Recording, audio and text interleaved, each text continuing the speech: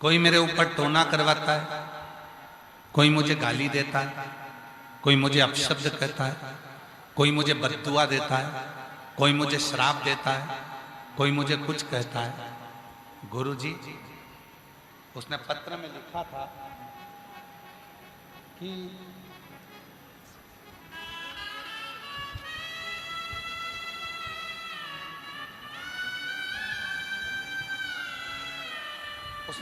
लिखा था कि मैंने अपनी जिंदगी में शिव महापुराण की कथा सुनकर एक नियम लिया कि मैं किसी का दिल कभी नहीं दुखाऊंगा। इसलिए मैं अपनी दुकान करता हूं, अपना व्यापार करता हूं, मैं कहीं ज्यादा जाता आता नहीं। कहीं बैठा हो वो व्यक्ति तो वो उसका पत्र ढूंढना पड़ेगा, उसका नाम ढूंढना पड़ेगा। पर लोग मुझे अपशब्द कहते हैं, लोग मुझे ताना देते हैं, लोग मुझे बद्दुआ देते हैं, लोग मुझे श्राप दे देते हैं। पहले मैं जब बहुत छोटा था, मेरी एक दुकान थी छोटी सी, और मैं बहुत गरीब परिस्थिति में था, तब कोई मुझे ना तो बदुआ देता था, ना श्राप देता था, ना अपशब्द कहता था, ना लोग मुझसे जलते थे, ना ईर्ष्या करते थे। अब तो लोग मुझसे ईर्ष्या करते, बदुआ देते, अपशब्द कहते हैं। गुरुजी कोई मुझ पर कुछ कर ना पाए और किसी की नजर मुझे ना लगे, उसके लिए मुझे क्या करना चाहिए? उसने प्रश्न किया। आज हम उसका उत्तर दे देते हैं। अगर वो बेटा कथा सुन रहा हो तो केवल 2 काम करो। एक माँ की सेवा करो, अपने घर में जो माँ है उसकी सेवा करो, और दूसरी महादेव की सेवा करो। बस फिर कुछ नहीं बिगड़ने।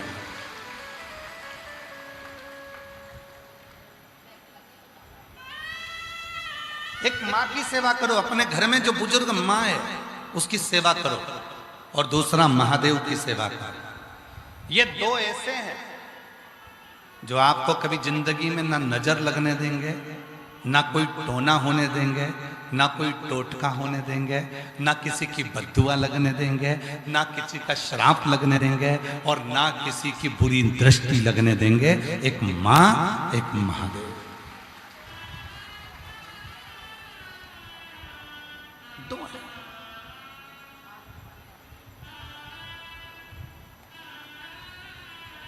एक माँ और एक महादेव, ये 2 ऐसे हैं।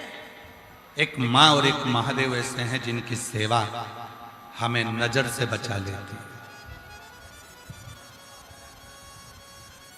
इनका आशीर्वाद दुनिया में किसी की सामर्थ्यता नहीं है कि काट दे। एक माँ का आशीर्वाद, एक महादेव का आशीर्वाद ऐसा होता है कि इसकी कहीं काट नहीं हो सकती। दुनिया में कोई की सामर्थ्यता नहीं है कि माँ और महादेव के आशीर्वाद को कोई काट दे।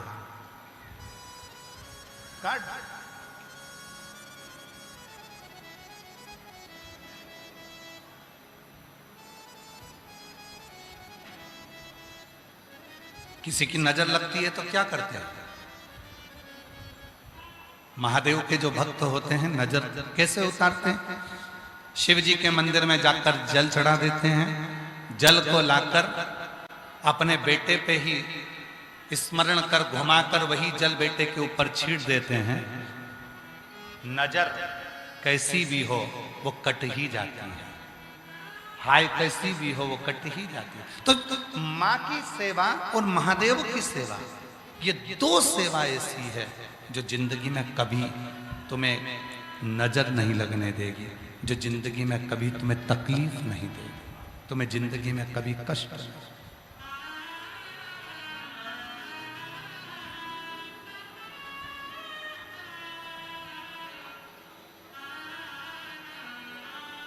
कर सेवा तू लगन लगाकर, मन में सच्चा भाव जगाकर, और ही की आंखें खोलो रे, अब भोले के भोले।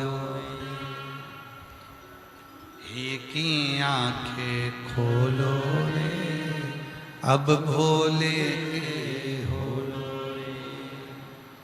बस दो सेवा करना।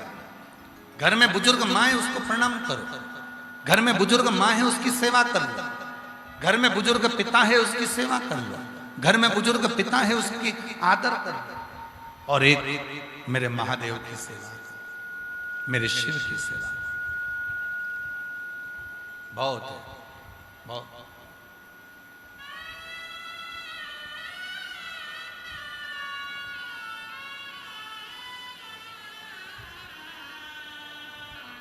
आपको मालूम है घर में बुजुर्ग जो चले जाते हैं, घर की माँ, घर के पिता, घर का कोई बुजुर्ग चले जाता है तो घर में उसका फोटो लगाया जाता है। क्यों लगाते हैं? किस लिए लगाते हैं? उनका फोटो देखेंगे तो हमें क्या मिलेगा? घर की बुजुर्ग मां, घर के बुजुर्ग पिता जब अपना देह त्याग कर चले जाते हैं तो उनका फोटो घर में लगा दिया जाता है। रोज भगवान को प्रणाम करते हैं तो हम उनको भी प्रणाम करते हैं। किस लिए करते हैं? दो चीजों के लिए। एक, पूर्वजों को प्रणाम करने से, पूर्वजों के चित्र को प्रणाम करने से चित्त और चरित्र दोनों श्रेष्ठ रहते हैं। अपने पितरों को, अपने पूर्वजों को, अपने गए हुए उन जीवों को प्रणाम करने से चित्त और चरित्र ये दोनों श्रेष्ठ है।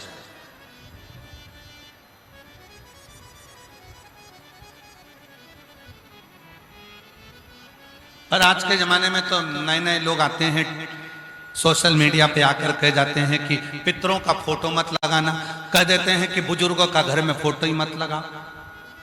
और हम तो यहाँ तक कहते हैं, जो तुमसे कह देना, कहीं का महाराज तुमसे कह दे कि अपने पितरों का, अपने पूर्वजों का फोटो मत लगा, वही महाराज अपना खुद का फोटो लगवा देता है तुम्हारे घर में कि हमारा लगाओ पर अपने पूर्वजों का मत लगाओ, हमें पूजो पर अपने पूर्वजों को मत पूजो, हमारी पूजन करो पर अपने पितरों की पूजन मत करो। आज के जमाने में लोग इतना डरा देते हैं कि पितरों का फोटो यहां मत लगाओ, पितरों का फोटो वहां मत लगाओ, पितरों का फोटो यहां मत लगाओ, अपने माता पिता का फोटो यहां मत लगाओ, अपने माता पिता का फोटो वहां मत लगाओ। भ्रम में डाल देते।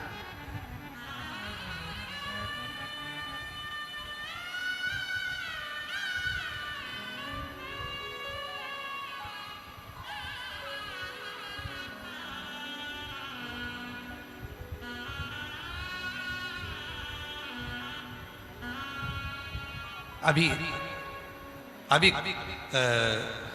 रांची आने से पहले, विवेक जी, रांची आने से पहले सीहोर में प्राण प्रतिष्ठा महोत्सव था मुरली मनोहर मंदिर में। विवेक जी, जब उसकी सूचना हमने किसी को नहीं दी थी, कारण था गर्मी बहुत तेज थी, सीहोर आप लोग आते, वहाँ थोड़ा पानी का तकलीफ होता, इसलिए उस अनुष्ठान को, प्राण प्रतिष्ठा को हमने गोपनीय रूप से किया। कलयुग में सतयुग, त्रेता युग और द्वापर युग, इन तीनों का समावेश कुबेरेश्वर धाम की धरा पर कर दिया। शंकर पार्वती जी, सीताराम जी और कृष्ण राधा जी कुबेरेश्वर धाम पर कलयुग में सतयुग, त्रेता और द्वापर। अब कई लोगों ने कहा, क्यों गुरुजी आपने एक ही मंदिर में शंकर पार्वती को विराजमान करा, एक ही मंदिर में सीताराम जी को विराजमान करा, एक ही मंदिर में कृष्ण राधा को विराजमान करा, ऐसा क्यों?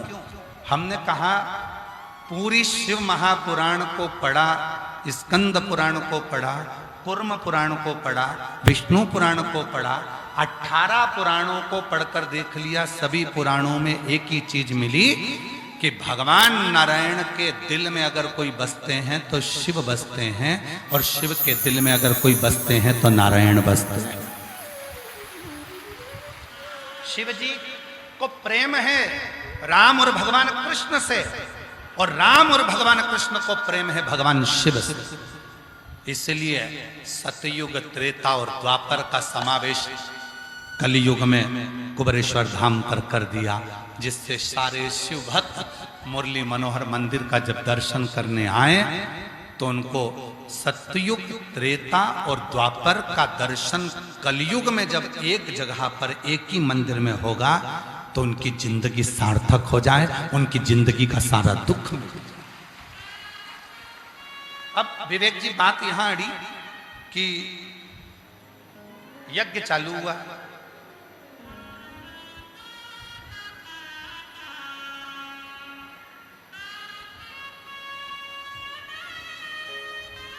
और एक बुजुर्ग मां, पति नहीं था, प्राण छोड़ चुका था, बुजुर्ग,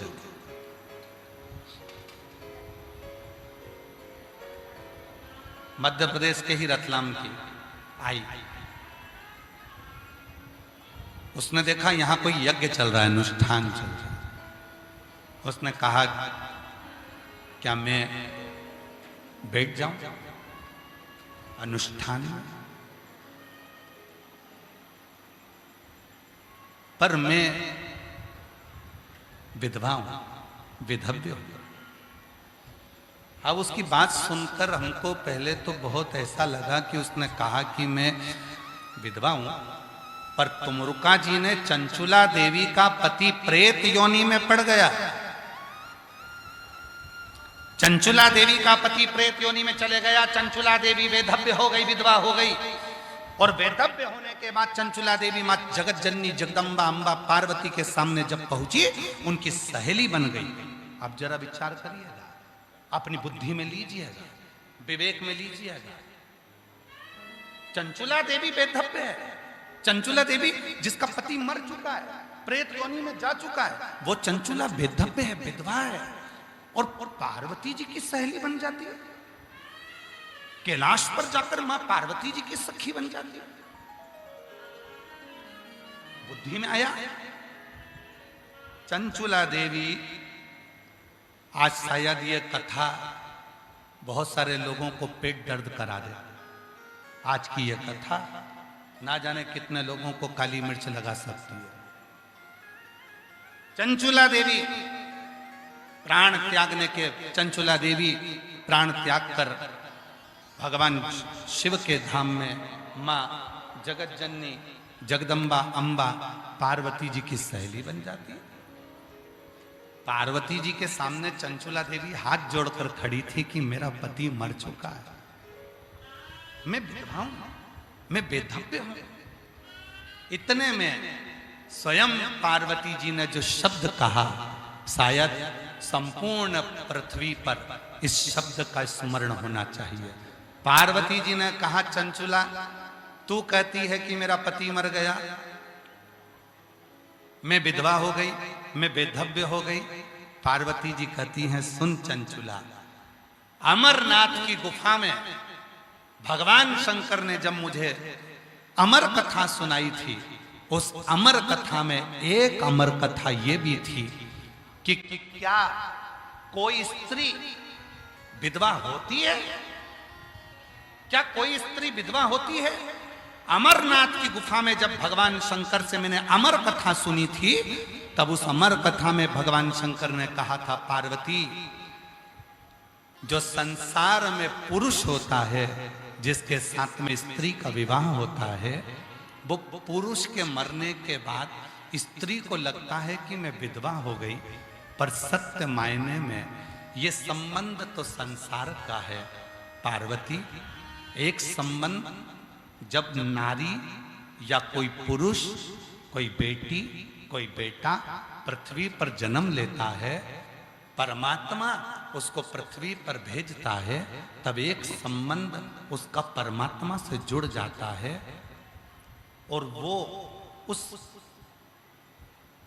प्राणपति परमेश्वर की, परमात्मा की, जिसको कहते हैं पशुपति नाथ, जिसको कहते हैं द्वारिका नाथ, जिसको कहते हैं जगन्नाथ, जिसको कहते हैं केदारनाथ, जिसको कहते हैं अमरनाथ, वो नाथ की, वो पति की पत्नी बनकर वो पहले से ही जन्म ले चुकी थी, इसलिए वो विधवा नहीं, वो सौभाग्यवती ही कहलाए।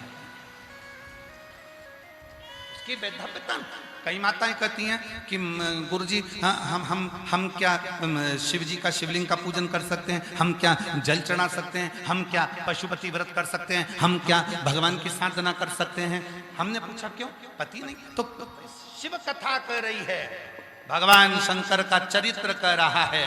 ये जो संबंध जुड़ा मृत्यु लोक में आने के बाद, तुम किसी की पत्नी बनी, वो कोई तुम्हारा पति बना, ये संबंध तो संसार का है, पर ये आत्मा, गीता में कहते हैं भगवान, इस आत्मा को ना शस्त्र काट सकता है, ना अग्नि जला सकती है, ना जल गीला कर सकता है, ना वायु सुखा सकती है। ये आत्मा जो अजर अमर है, उस अमरनाथ की गुफा में शिव कहते हैं इस आत्मा का विवाह तो परमात्मा के साथ कब का हो गया और ये अजर अमर हो चुकी है। अब ये यहां के रीति से भले कुछ भी हो सकता है, पर वहां की रीति से तो ये सौभाग्यवती है।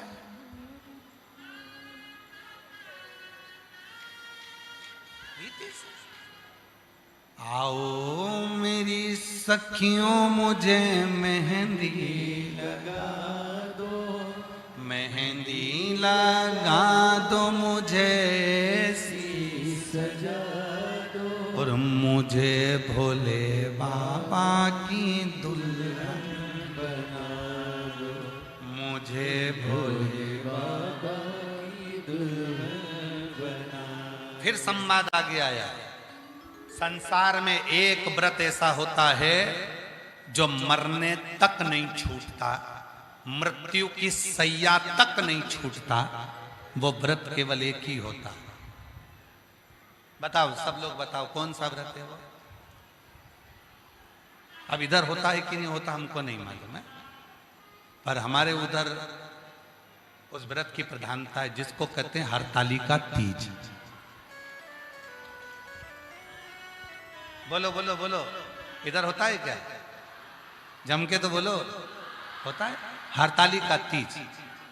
एक व्रत ऐसा है, कुंवारी हो तो भी व्रत कर सकती हो, लड़की हो तो भी व्रत कर सकती हो, शादी हो गई तो भी व्रत कर सकती हो, किसी भी अवस्था में हो व्रत कर सकती हो, किसी भी अवस्था में हो व्रत कर सकती हो। वो व्रत अंतिम सांस तक चलता है। अब किसी ने पूछा कि कई बार पति चले जाता है, कई बार पत्नी चली जाती है, तो ये व्रत हरतालिका तीज का व्रत, कोई बुजुर्ग हो गई 70 साल की, 72 साल की, उसका पति नहीं है और वो भी व्रत कर रही है, अब जरा विचार करिए, वो भी पूजन कर रही है, तो सारे जितने व्रत हैं उसमें तो कहा गया कि भाई ऐसे ऐसे व्रत करो, पर इस व्रत में तो वो जैसी है वैसी ही व्रत करेगी। क्यों? क्योंकि हरतालिका तीज का व्रत केवल व्रत नहीं होता, हरतालिका तीज का व्रत अमरनाथ की कथा से जुड़ा हुआ है। ये आत्मा और परमात्मा का व्रत है। ये आत्मा का विवाह जो शिवजी के साथ में एक बार पहला हरतालिका तीज का व्रत होता है, तब ये आत्मा परमात्मा से जुड़ जाती है और उसको मालूम होता है कि मेरा पति जो साथ में रह रहा है तो संसार का है, पर सही पति तो वो प्राणपति परमेश्वर मेरा महादेव ही है।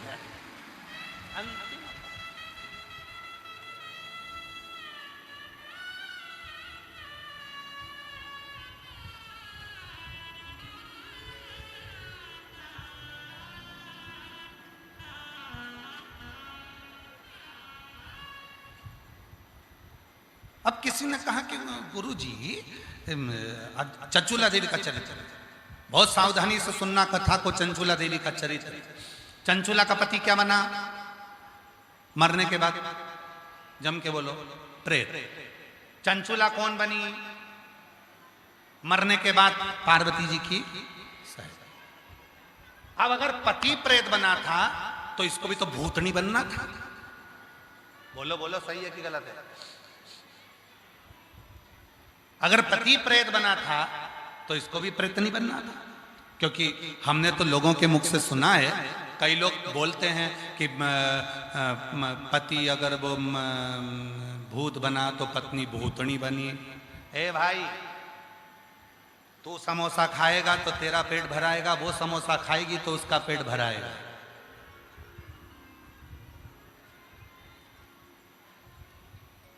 तू कर्म करेगा तो उसका फल तुझे भोगना है, वो कर्म करेगी तो उसका फल उसको भोगना है। कबीरा बाबा कहते हैं, गुरु की करनी गुरु भरेगा, चेला की करनी चेला। उड़ जाएगा हंस अकेला, अपना अपना कर्म भोगना। तो संसार में जिससे तुम्हारा संबंध हुआ है वो अपना कर्म भोग कर ना जाने कौन सी योनि में वो जा रहा होगा। अपना कर्म भोग कर अपन ना जाने कौन सी योनि में जा रहे होंगे। सब अपने अपने कर्म का भोग भोग रहे होंगे। शिव कथा कहती है, इसीलिए संसार के जितने संबंध और रिश्ते हैं ये तो सब आज कल परसों कभी छूट जाएंगे। एक संबंध ऐसा है शिव जी को जल चढ़ाने का, जो आत्मा और परमात्मा का संबंध है। ये संबंध अजर और अमर है, ये कभी नहीं छूटता। आज फिर जन्म लेगा, फिर कल लेगा, फिर इसीलिए स्मरण रहे। सत्संग ने मेरी बात चलाई, सतगुरु ने मेरी कीनी रे सगाई, और गुरु को बुला के मेरी डोली सजवा दो। गुरु को बुला के मेरी डोली सजवा दो। मुझे भोले बाबा की दुल्हन बना दो। मुझे भोले बाबा की दुल्हन। सत्संग ने मेरी बात चली। सत्संग में आज व्यक्ति को समझ में आ गया। व्यक्ति को क्या समझ में आ गया कि कैसी भी अवस्था, ये आत्मा परमात्मा की है। दिखने वाला शरीर विधवा हो सकता है, विधव्य हो सकता है, पर ये आत्मा कभी विधवा नहीं हुई, क्योंकि ये आत्मा उस परमात्मा की है, उसका पति मौजूद है, इसलिए वो कभी बेधव्य नहीं मानती। वो सुहागवती है, वो अखंड सौभाग्यवती है, वो अखंडता धारण कर।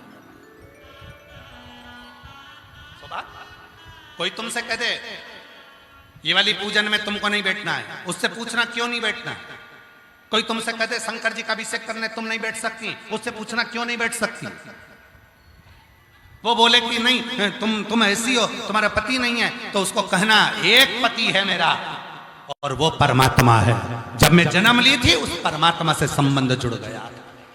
ये आत्मा अजर और अमर है, ये आत्मा परमात्मा की है, ना ये जली है ना मिटी है और ना कभी मिट सकती है। इसलिए अमरनाथ की कथा में, अमर कथा में एक अमर कथा इस आत्मा की भी पार्वती को शिव जी ने सुनाई है कि इसका पति जीवन भर रहता है और वो स्वयं देवादिदेव महादेव रहते हैं, शंकर रहते हैं।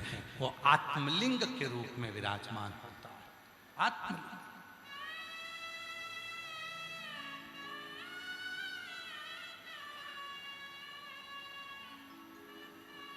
करो सेवा शिव की, भगवान शंकर की आराधना, भगवान शंकर की सेवा। इसीलिए शिव महापुराण की कथा कहती है, मंत्र जपने में ये मत सोचना कि मैं कहां बैठी हूं, मंत्र जपने में ये मत सोचना कि मैं कहां हूं। मंत्र जपना है, उल्टा जपो, सुल्टा जपो, सीधा जपो, आड़ा जपो, टेढ़ा जपो, जैसा जपना जपो। श्री शिवाय नमस्तुभ्यम जपो।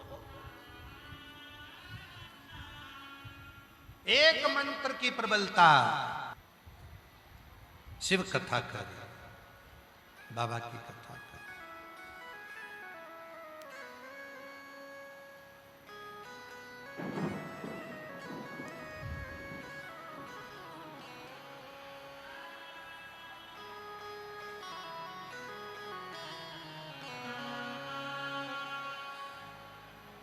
पर्वत से भोले नीचे उतर आओ।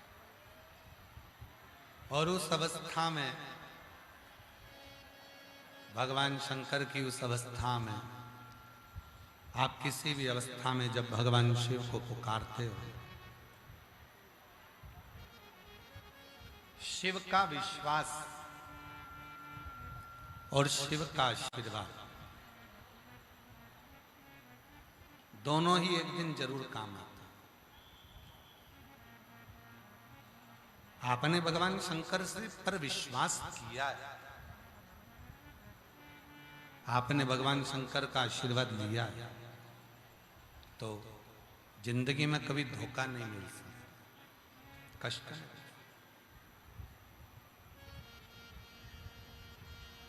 एक पत्र लिखा एक बहन ने, अच्छा पत्र है, देखिए। शिव महापुराण क्या देती है?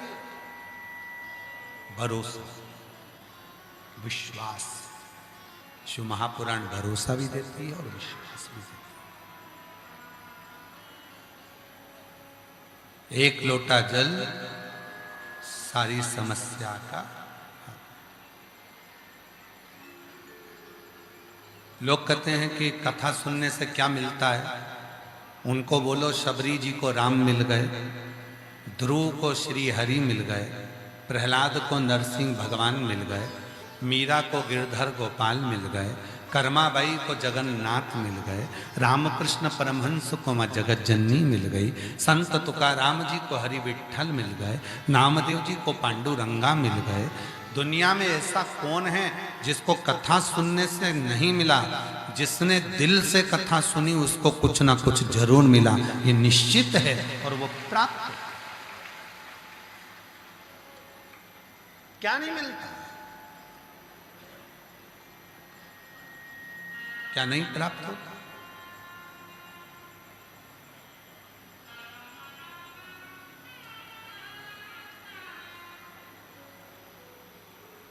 आप और हम कथा में जाते हैं, मंदिर जाते हैं,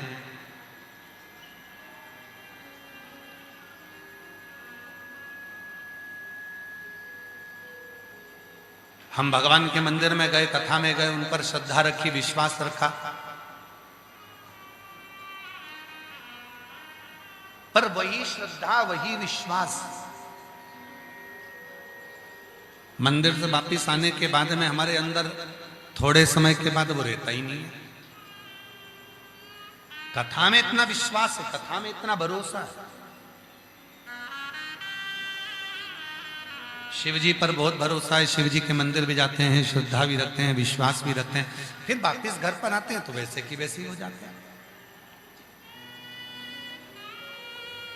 जैसे घर, अपने घर में कितनी भी झाड़ू लगा, कितनी भी सफाई कर लो, दूसरे दिन फिर थोड़ा ना थोड़ा कचरा आ ही जाए। बोलो बोलो, सही है कि गलत है? घर में कितनी भी झाड़ू लगा लो, कितना भी पोछा लगा लो, कितनी भी सफाई कर लो, थोड़ा ना थोड़ा कचरा घर में रोज झाड़ू में निकल ही जाए।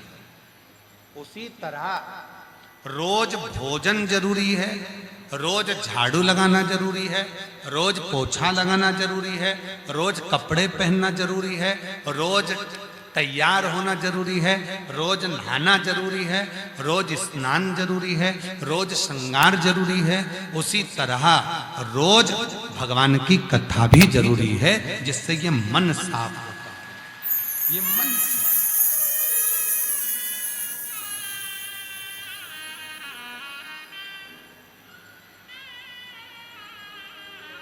कथा क्या है? मन को साफ करने की एक आनंदमय पूंजी। मन को साफ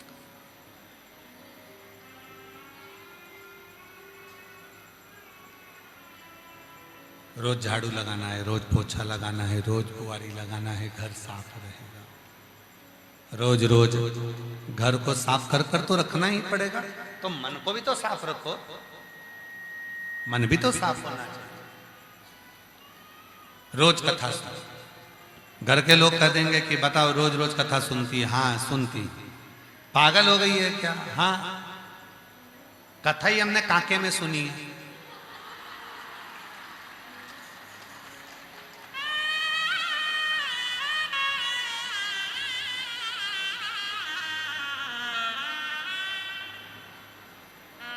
विवेक जी, ये बताओ कि तुमको ये काके ही क्यों मिला?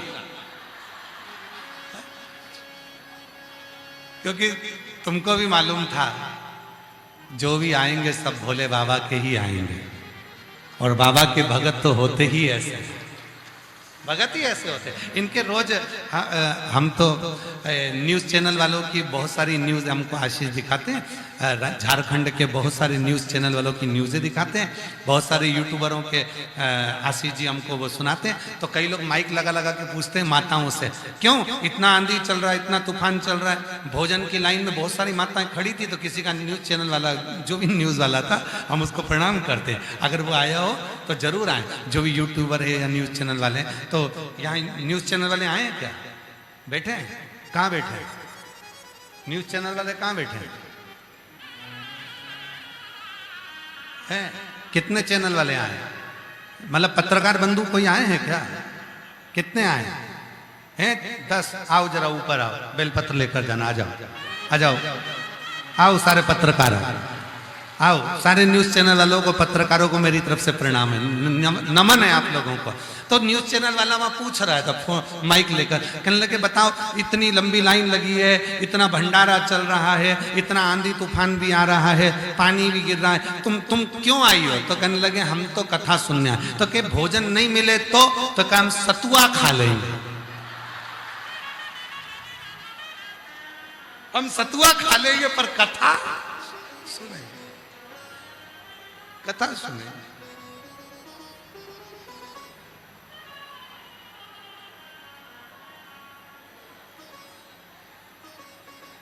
हम भले सतुआ खाएंगे पर कथा सुनेंगे, हमें कथा सुन।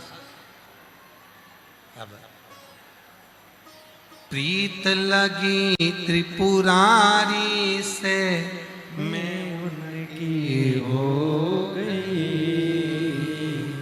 प्रीत लगी त्रिपुरारी से मैं उनकी हो गई, मेरे मन में नहीं है धीर सखी, काशी जाओगी, मेरे मन में नहीं है धीर सखी। ये सभी आस्था चैनल वालों से भी निवेदन है, सारे पत्रकार बंधुओं का एक बार दर्शन कराओ, जो लोग पूरी अपनी सोशल मीडिया और पत्रकारी से पूरे झारखंड में इस पवित्र कथा को दे रहे। काशी जाओगी सखी में, काशी जाओगी।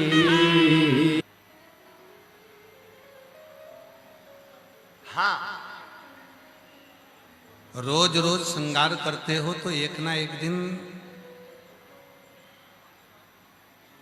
साल 1.5 साल में, 6 महीने में, 8 महीने में तो ब्यूटी पार्लर जाना ही पड़ता है।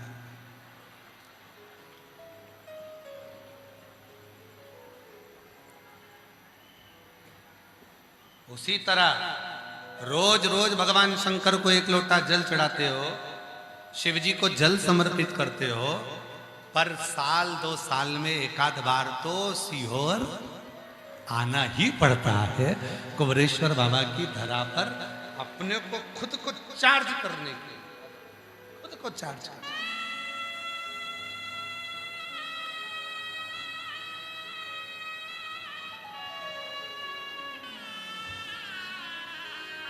जो जैसे भावना वो वैसा ही फल पाया नहीं। 14 वर्ष के बाद हुआ, एक बार जोरदार ताली बजाएं।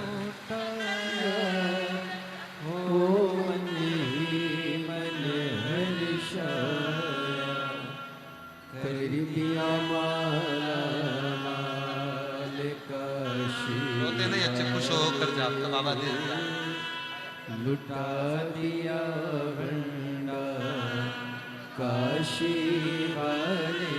13 वर्ष के बाद हुआ है, एक बार जोरदार ताली बजाओ। कर दिया माल काशी वाले। भगवान शिव माता पार्वती को लेकर काशी में पहुंचे।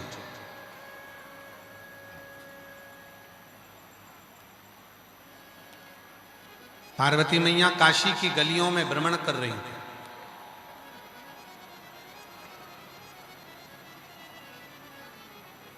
और उसी काशी की गली में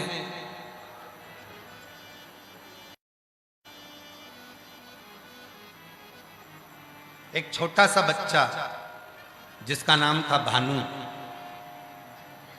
वो मौन होकर चुप होकर पड़ा। मौन चुप।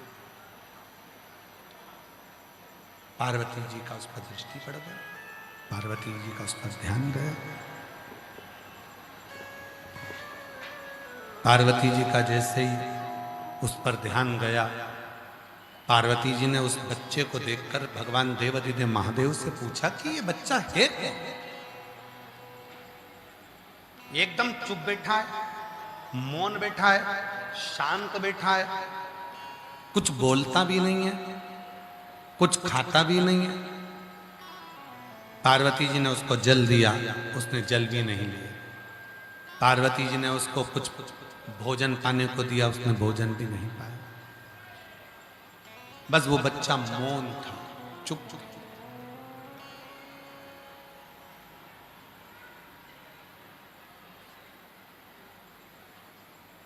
पार्वती जी उसका नाम भी नहीं जानती थी, पर बाबा भोलेनाथ जी ने बताया कि पार्वती ये भानु है। इसकी माता, इसके पिता दोनों शांत हो चुके हैं और ये अपने परिवार में रह रहा था, पर परिवार के लोगों ने इसको बड़ा दुख दिया, बहुत दुख। और ये छोटे से बच्चे को इसके परिवार के लोग इसको काशी में छोड़कर चले गए, काशी में छोड़ दिया उसको। शिव कथा कर रही है, भगवान शंकर का चरित्र कर रहा है, इसको काशी में लाकर छोड़ दिया गया। काशी। पार्वती जी ने कहा कि आप कहते हो कि इसको काशी में लाकर छोड़ दिया, तो काशी में किसके भरोसे लाकर छोड़ दिया?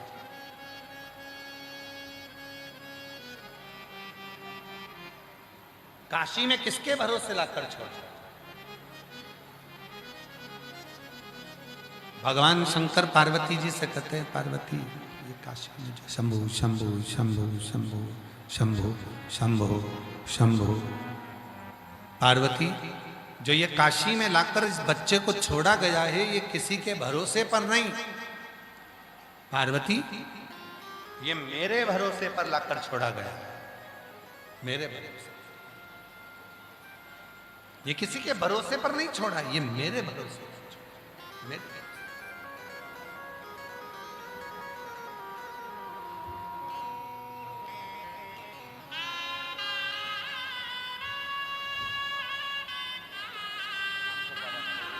10 साल के बाद हुआ है। एक बार जोरदार ताली बजाकर स्वागत करें।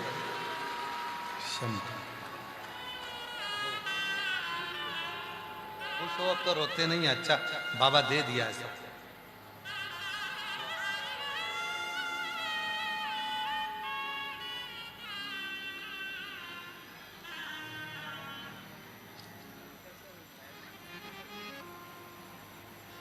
तो फिर प्रभु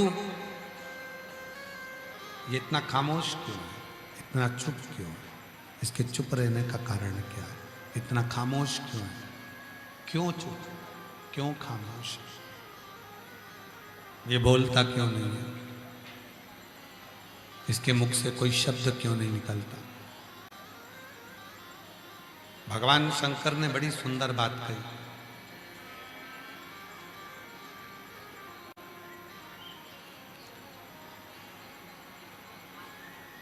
आवाज की जो पहुंच होती है वो कान तक होती है।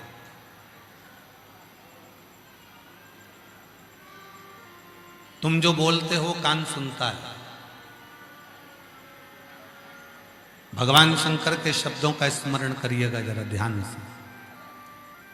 शिव कह रहे हैं पार्वती जी को, उस बालक को देखकर, भानु को देखकर भगवान शंकर कह रहे हैं आवाज की पहुंच कान तक होती है।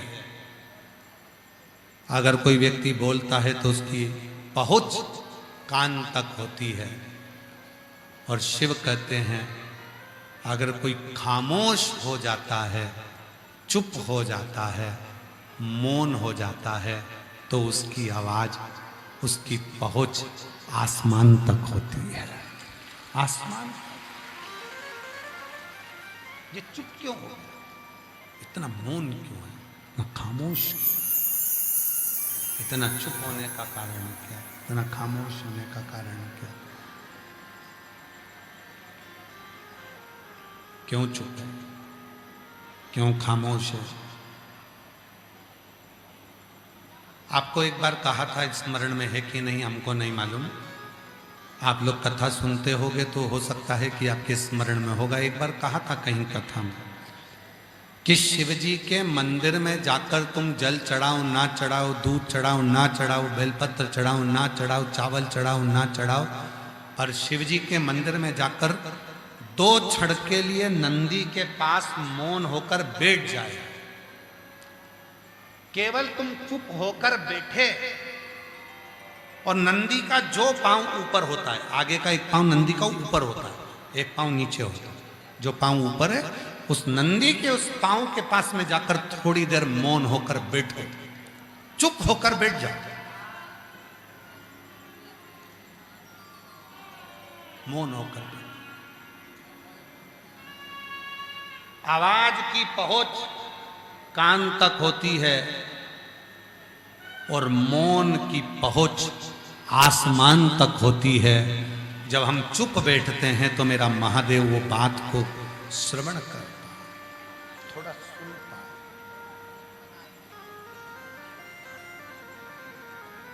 धारण करता है।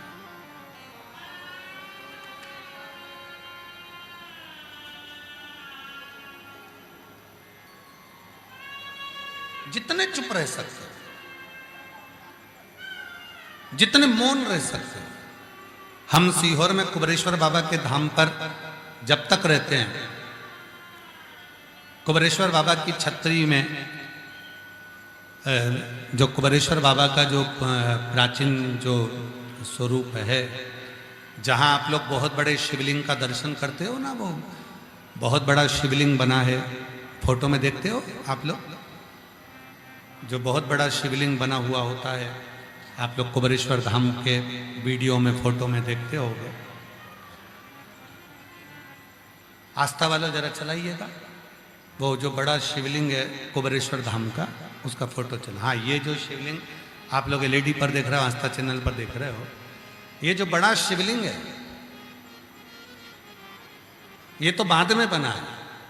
पहले इसके नीचे बाबा कुबेर भंडारी विराजमान है। एक छोटी सी छतरी है, उस छतरी में छोटा शिवलिंग है। पर पहले हमने इस बड़े शिवलिंग को, इस पहाड़ को बना दिया था, इसलिए बनाया था कि सुंदर स्वरूप में आ जाएगा, मंदिर स्वरूप बड़ा होगा। पर इतना नहीं मालूम था कि वो पहाड़ इतना बड़ा बन गया, उसका रास्ता छोटा हो गया, अब लोग अंदर जा नहीं पाते। अब भक्त इतने हो गए तो सबको अंदर ले जाना बड़ा कठिन। तो अब उसी शिवलिंग के सामने कुबेर भंडारी का बड़ा मंदिर बन रहा है। आप देख रहे होंगे, फोटो में चल रहा है, पत्थर का मंदिर एक निर्माण कर रहा है। बाकी का जो कुबेरेश्वर बाबा का जो स्वरूप है, शिवलिंग जो है, कभी योग लगेगा, हम भी प्रयास करेंगे उसको धीरे से धीरे, कम कम भक्तों को कभी दर्शन हो सके उसके भी। तो कुबेरेश्वर बाबा का जो रुद्राक्ष जो सिद्ध होते हैं, रुद्राक्ष को जहाँ चढ़ाया जाता है और रुद्राक्ष को वापिस वहां से उठाया जाता है, उसकी मूलता कुबेरेश्वर धाम की भीतर की। पूरी भूमि कंकर शंकर की है, पूरी भूमि।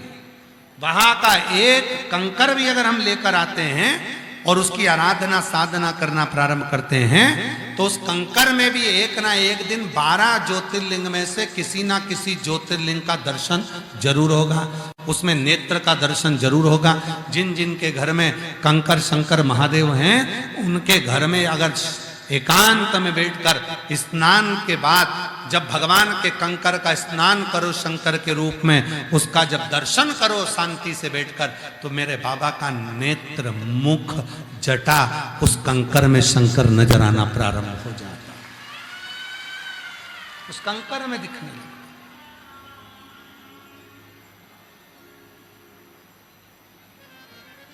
कई लोग कहते हैं गुरुजी सीहोर के रुद्राक्ष में ऐसा क्या है? हम कहते हैं वो साधारण रुद्राक्ष नहीं है। सीहोर का रुद्राक्ष ना कहीं बिकता है, सीहोर का रुद्राक्ष ना कहीं कोरियर करा जाता है, सीहोर का रुद्राक्ष ना कहीं भेजा जाता है, सीहोर का रुद्राक्ष ना किसी को कहीं बाहर जाकर दिया जाता है। वहां तो जो भक्त आता है, कंकर शंकर पूजन करता है, हाथ पसार कर, गोदी पसार कर जो रुद्राक्ष लेता है, बाबा से अपने मन की बात कहकर जाता है, वो 3 महीने में बाबा की कृपा से वापिस आता है। वो सीहोर के रुद्राक्ष की इतनी महत्वता हो।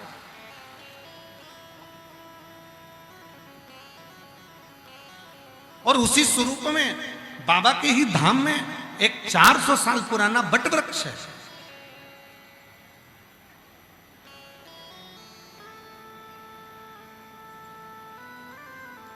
जहां पर आप 2 मिनट के लिए अगर बैठते हो शांति से, भगवान शंकर के मंत्र का जप करते हो, स्मरण करते हो, श्री शिवाय नमस्तुभ्यं, श्री शिवाय नमस्तुभ्यं, श्री शिवाय नमस्तुभ्यं, श्री शिवाय नमस्तुभ्यं। मंत्र का जप करते हैं तो शिव तत्व की प्राप्ति।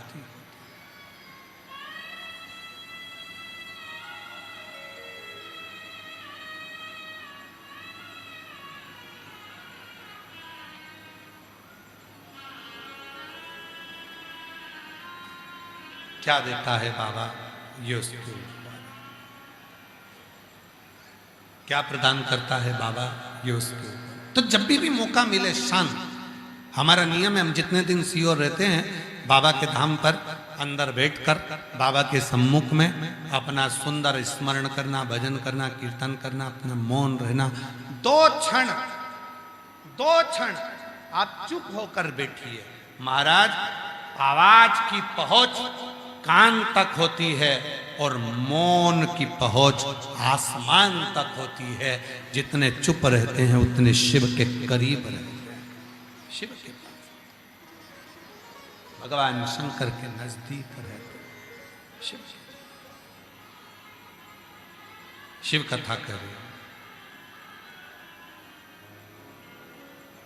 पार्वती जी ने देखा बालक को। पार्वती जी ने कहा ये कुछ बोलता नहीं। शिव जी कहते हैं कि संसार के कई मनुष्य ऐसे हैं जिनको बहुत दुख मिलता है, और दुख मिलता है तो वो चुप हो जाते हैं, वो मौन हो जाते हैं। ये बालक भी मौन हो गया, चुप हो गया।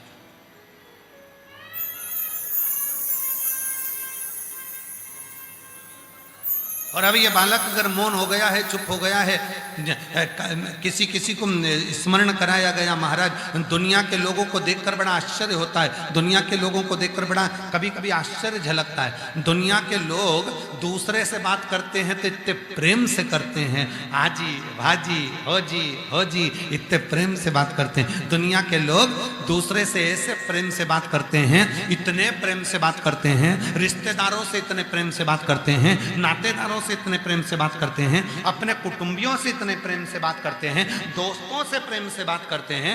कोई आ गया ऑफिसर, उससे प्रेम से बात करते हैं। जितने प्रेम से आप दूसरे से बात कर रहे हो, जितने प्रेम से आप दुनिया से बात कर रहे हो, उतने प्रेम से अगर अपनी पत्नी से बात कर लो तो क्या जाएगा तुम्हारा? कुछ घटेगा? कुछ जाएगा? नहीं।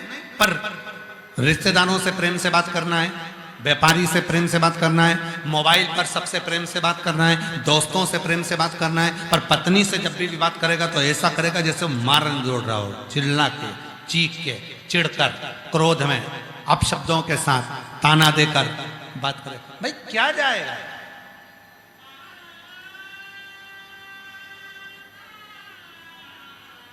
एक बार कथा में कहा था, ये भगवान ने जो दांत दिए हैं,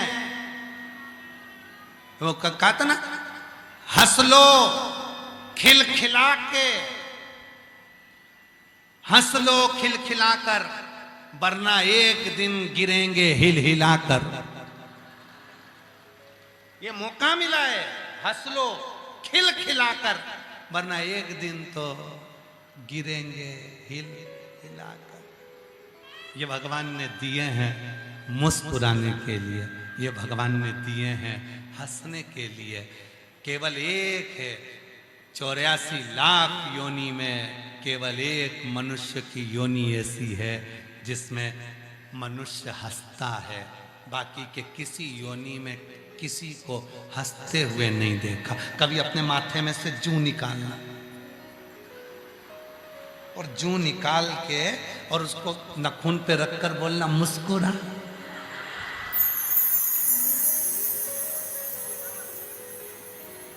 वो जूं हंसेगी।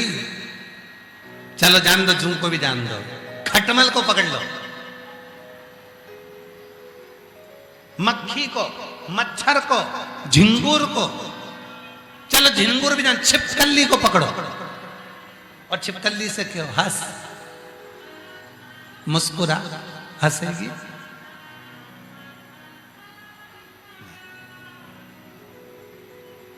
मछली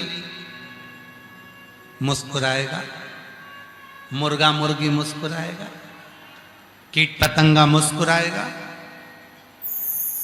हंसने की दौलत तो केवल एक ही को दी है, वो दी है मनुष्य को। अपने जीवन में इतना मुस्कुराना, जिंदगी में कितने भी गम आ जाए, कितने भी गम आ जाए, तो भी अपने चेहरे की स्माइल कम नहीं होना चाहिए, गम कम हो जाएगा। मुस्कुरा। पर कई लोग हमने देखा है, बहुत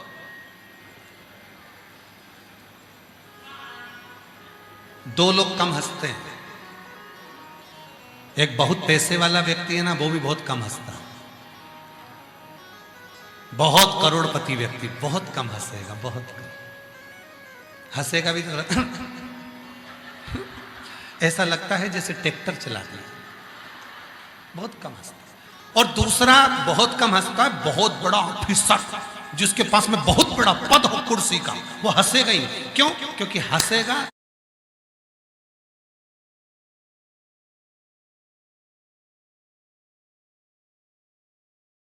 तो उसको काम करना पड़ेगा।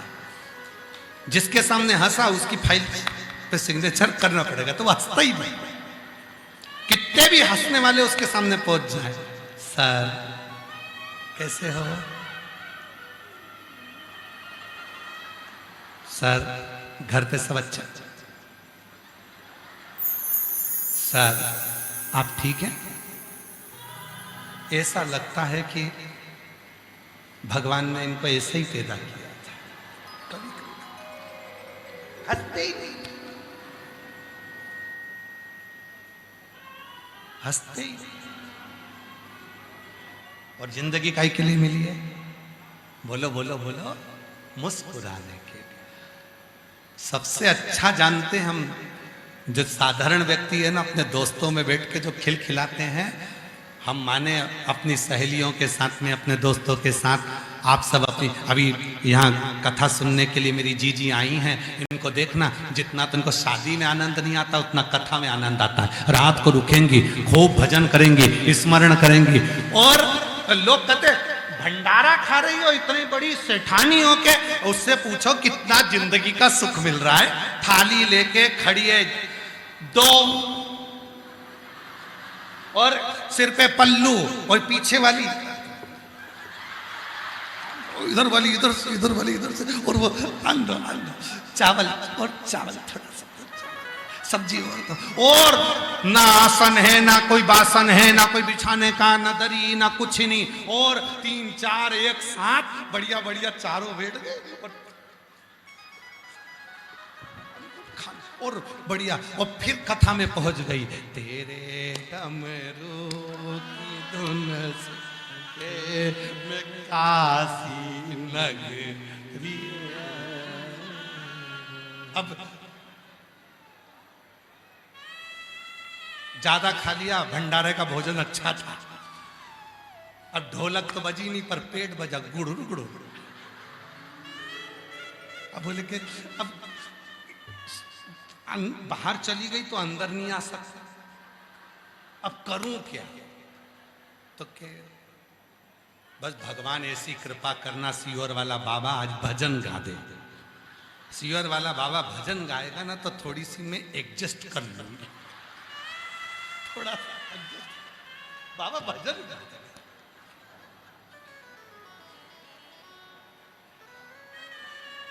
फिर बाबा, देर ना लगाओ भोला,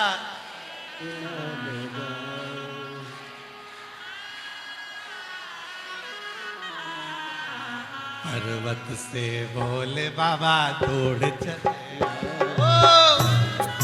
भोले बाबा नीचे चले आओ, पर्वत से भोले बाबा नीचे चले आओ। पर्वत से भोले बाबा नीचे चले आओ। ओ देर ना लगाओ भोला, देर ना लगाओ, देर ना लगाओ भोला, देर ना लगाओ। ओ देर ना लगाओ भोला, देर ना लगाओ। देर ना लगाओ भोला, देर ना लगाओ। अच्छा ये बताओ, तुम्हें खड़े होने का बोला किसने? हम तो एडजस्ट करा रहे थे। पर्वत से भोले बाबा नीचे चले आओ, पर्वत से भोले बाबा नीचे चले आओ। ओ पर्वत से भोले बाबा नीचे चले आओ। पर्वत से भोले बाबा नीचे चले आओ। कर लो एडजस्ट कर लो सब लोग।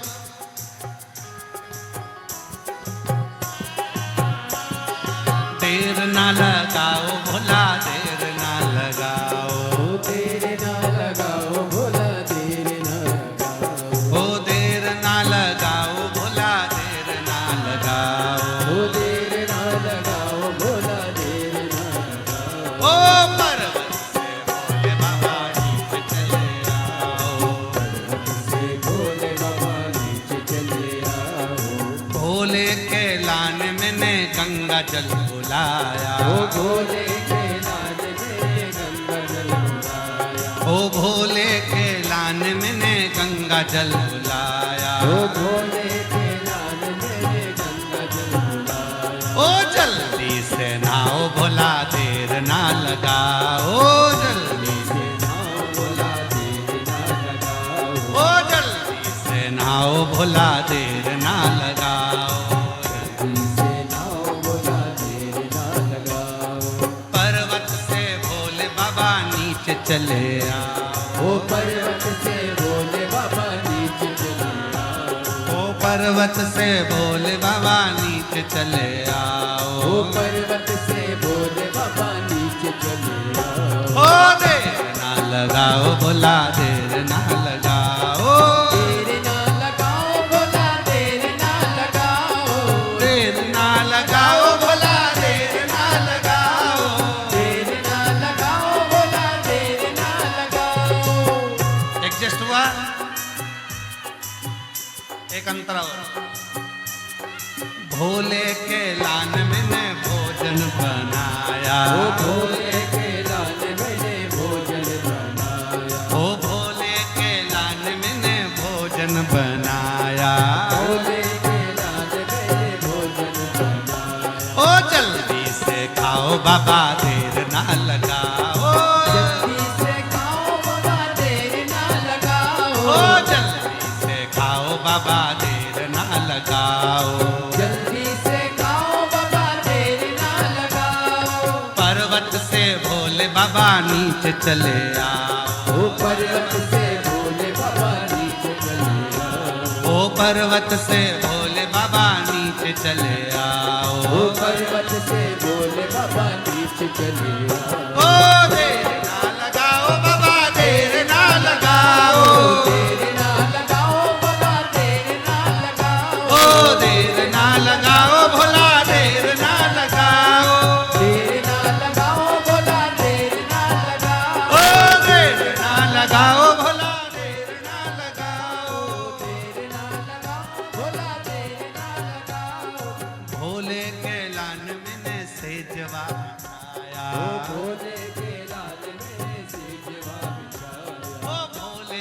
लाण मैंने सेजवा बिछाया, भोले के लाल मैंने सेजवा बिछाया। जल्दी से भोले बाबा आके सो जाओ, भोले बाबा आके सो जाओ।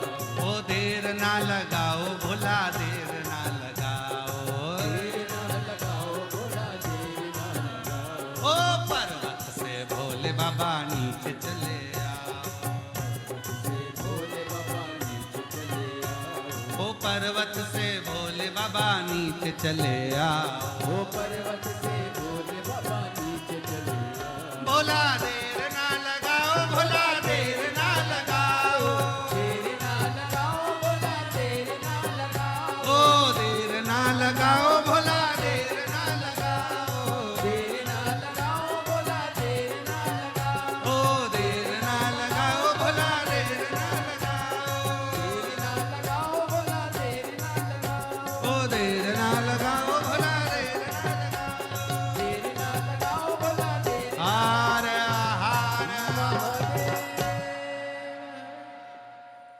जल्दी से बैठ जाओ, स्तुति करना रहेगा।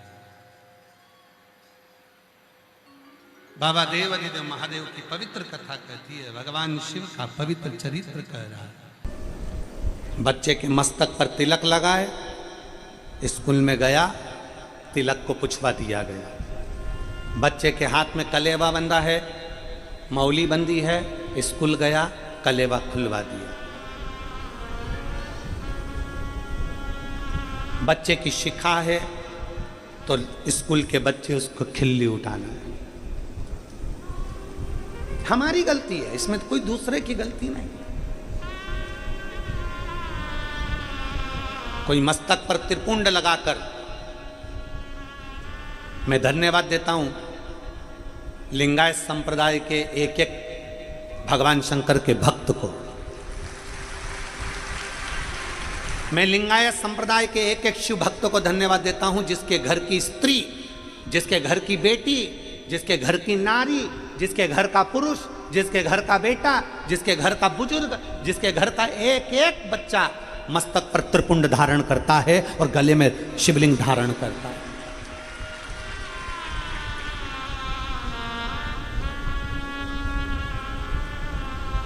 त्रिपुंड लगाकर बेटी कॉलेज जाती है, कॉलेज की लड़कियां हंसती हैं। क्यों? त्रिपुंड लगा के आ रही है, लोग हंसते हैं। पर वो लिंगायत संप्रदाय की बेटी सर पर त्रिपुंड लगाकर छाती से कहती है, मैं शिव की बेटी हूं इसलिए त्रिपुंड लगाकर चलती है।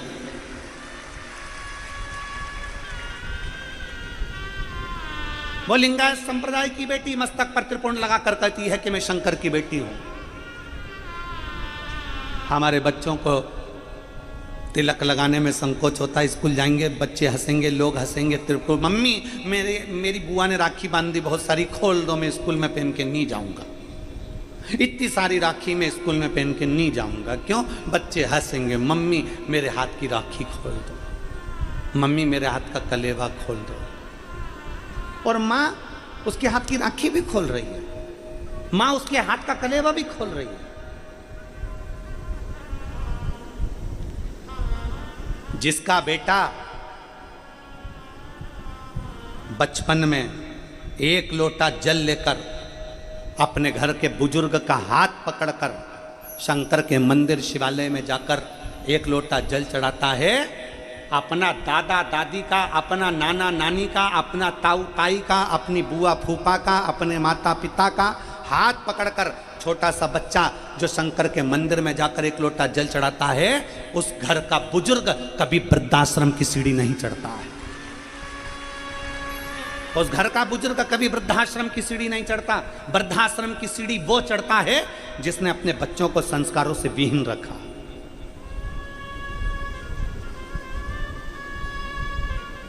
जिसने अपने संस्कारों से विहीन रखा।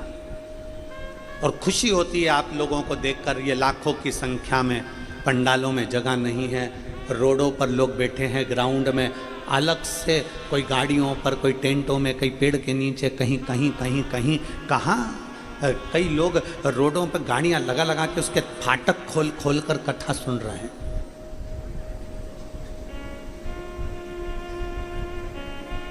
आज बड़ी प्रसन्नता का विषय है जो ये सनातन धर्म लाखों की संख्या में जागा है, सनातन धर्म लाखों की संख्या में जागृत हुआ। जिस समय पर वारकरी समाज के, वारकरी संप्रदाय के हरि विठ्ठल पांडुरंगा के भक्त मस्तक पर तिलक लगाकर, सिर पर टोपी लगाकर, गले में मंजीरा डालकर विठ्ठल विठ्ठल विठ्ठल विठ्ठल विठ्ठल विठ्ठल, आषाढ़ी एकादशी के समय पर जब लाखों की संख्या में रोडों पर वारी करते हुए निकलते हैं, तब हमको प्रेरणा देते हैं कि घबराना मती। जब ये पैदल चलने वाले 300 400 किलोमीटर चलकर हरि विठ्ठल तक पहुंच जाते हैं, तो तुम्हारी दुख की घड़ी में भी हरि विठ्ठल तुम्हारे घर पर पहुंच सकता है। और पांडुरंगा वो हरि विठ्ठल, मां रुक्माई एक दिन तुम्हारे दरवाजे पर पहुंच सकते हैं। तुम विश्वास तो करो, तुम भरोसा तो करो, तुम दृढ़ता तो धारण करो।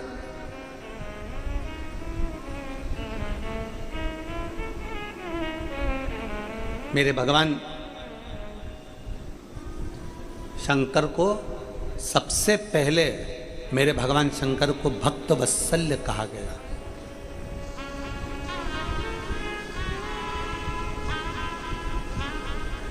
भक्त वत्सल्य भगवान की।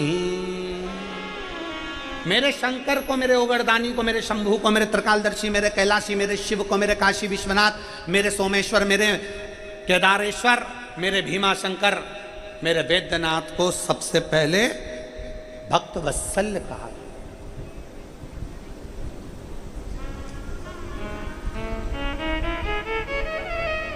क्यों? किस लिए? केवल एक कारण था, किसी का नाम अगर रखाता है तो ऐसे ही नहीं रखाता, उसकी कुछ ना कुछ उसमें तत्व होगा।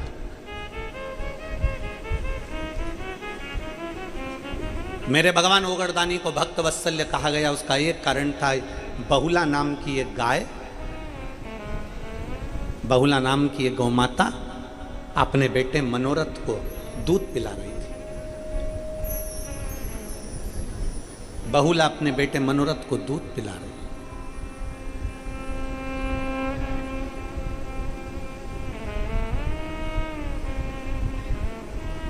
दूध पिलाते पिलाते मनोरथ जब दूध पी रहा था तो उसके मुंह पर फेन आ गया, और मुख पर जब फेन आया, हवा तेज चली और वो फेन उड़कर शंकर भगवान पर जाकर गिर गया, शिव पर जाकर गिरा। भगवान ओगरदानी को थोड़ा सा क्रोध आया कि मेरे ऊपर ये झूठा फेन मेरे शरीर पर आ गया। कई लोगों का कहना रहता है शिव जी को जल चढ़ता है, शंकर भगवान को दूध चढ़ता है, शंकर भगवान को मधु चढ़ता है, शंकर भगवान को शकरा चढ़ती है, भगवान शंकर को दही चढ़ता है, भगवान शंकर को पुष्प चढ़ता है, भगवान शंकर को बेलपत्र चढ़ता है।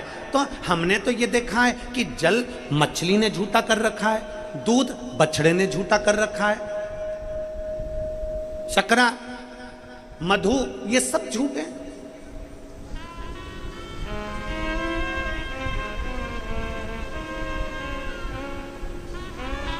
मेरे शिव झूठे जल को भी स्वीकार कर लेते हैं, मेरे शिव मछली के झूठे जल को स्वीकार करते हैं, मेरे शिव गाय के बछड़े के झूठे दूध को स्वीकार करते हैं। तो मेरे शिव इस मृत्यु लोक में जन्म लेने वाला मनुष्य कैसा झूठेला भी है तो भी शिव उसको स्वीकार कर ही लेते हैं। शिव है वो, उसका नाम भक्त वत्सल्य है।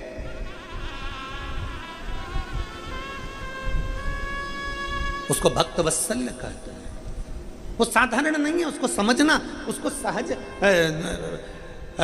कितने ही पंडित प्रदीप मिश्रा जैसे ना जाने कितने कितने वक्ता शंकर भगवान का गुणगान करते करते चले गए, और ना जाने कितने और आएंगे और गुणगान कर कर चले जाएंगे, पर शंकर को समझना किसी के बस की बात नहीं है। शिव शिव है, शंकर को समझना किसी साधारण के बस की बात नहीं। शिव को समझने के लिए कल आपको कथा में कहा था, शंकर को समझने के लिए शिव जैसी भक्ति, शिव जैसा विश्वास, शिव जैसी श्रद्धा, शिव जैसी दृढ़ता, शंकर की जैसी भक्ति और शंकर जैसा विश्वास, शिव जैसी दृढ़ता होना जरूरी है।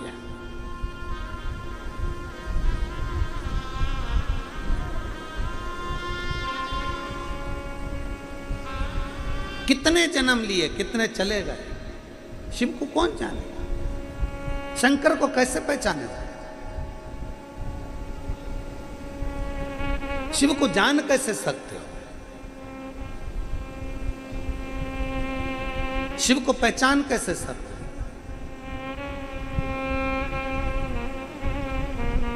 बहुत कठिन है।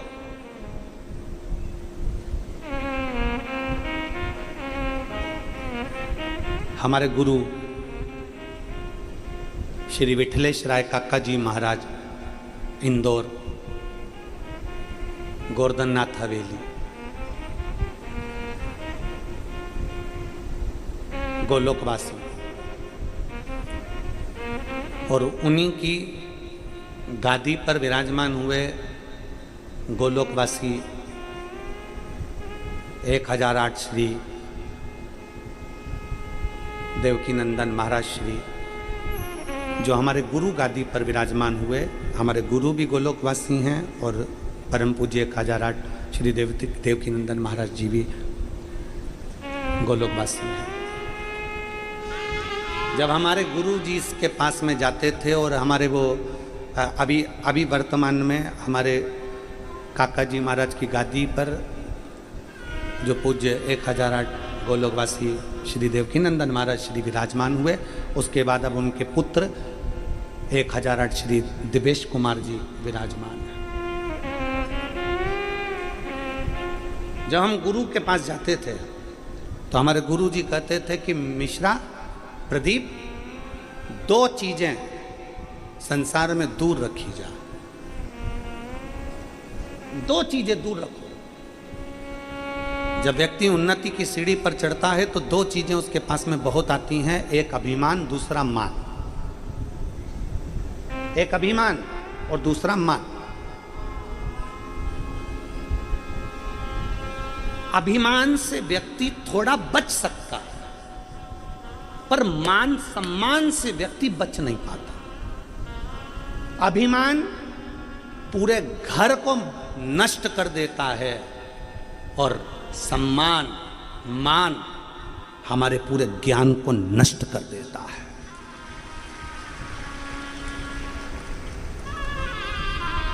ये हमारे गुरु के वचन थे कि अगर कोई तुम्हारे पांव पड़े तो पहले झुककर तुम पांव पड़ो। वो तुम्हारे आगे अगर इतना झुक रहा है तो तुम और ज्यादा झुको, जिससे तुम्हारे को अभिमान ना है। जब व्यक्ति को माला चढ़ने लगती है, बहुत प्रशंसा मिलने लगती है, बहुत सम्मान दिया जाता है, साहब ये करोड़पति हैं, ये अरबपति, ये धनपति हैं, वैभवपति हैं, ये हमारे यहाँ के ये हैं, ये हमारे यहाँ के पदाधिकारीगण हैं, ये हमारे यहाँ के ये हैं। जिस व्यक्ति को बहुत बहुत सम्मान मिलने लगता है, बहुत बहुत मान मिलने लगता है, बहुत सम्मान मिलने लगता है, फिर उसके अंदर जो ज्ञान रहता है वो सारा नष्ट होना प्रारंभ हो जाता है, क्योंकि वो अब सम्मान में इतना फूल जाता है कि उसको किसी की बात अच्छी नहीं लगती।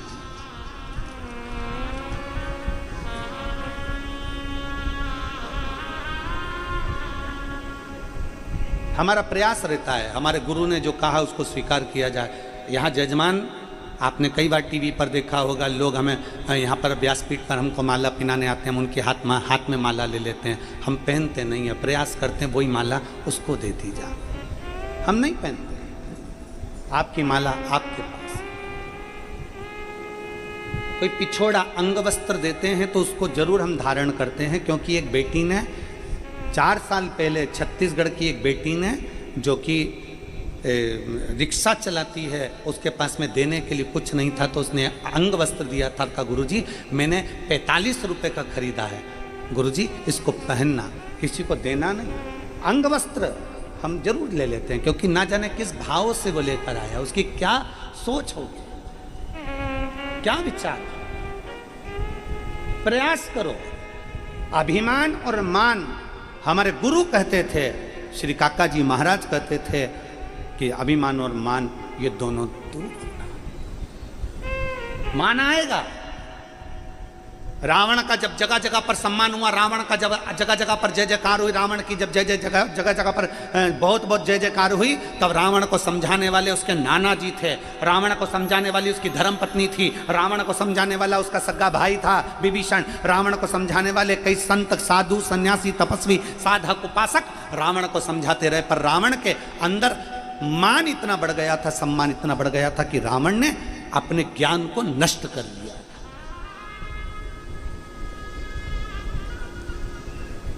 उसकी बोलने की सोच ही गड़बड़ हुई थी। अरे रावण के समय पर तो फिल्टर का पानी भी नहीं था, और तुम्हारे में से जितने बैठे हैं ना सबके घर में फिल्टर लगा है। अरे बोलो तो, जम के तो बोलो, सही है। फिल्टर का पानी पीते हो तो फिल्टर की वाणी क्यों नहीं बोलते?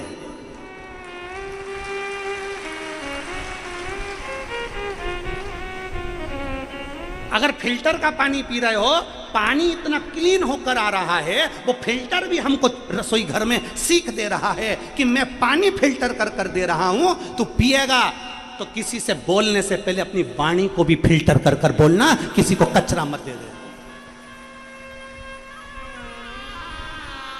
वो फिल्टर भी हमको ज्ञान दे रहा है, वो फिल्टर भी हमको समझा रहा है कि मैं पानी क्लीन कर कर दे रहा हूं, तो अगर किसी से बात करे तो अपनी वाणी क्लीन कर कर देना। कोई ऐसा शब्द मत बोल देना कि किसी के हृदय को ठेस पहुंच जाए। कोई ऐसा शब्द मत बोल देना किसी के चित्त को ठेस ना पहुंच जाए। फिल्टर भी ज्ञान देता है कि मैं पानी क्लीन दे रहा हूं, तो तू अपनी वाणी क्लीन दे, अपनी जिह्वा को क्लीन रख, बोलने में थोड़ा सोच समझ कर बोलो।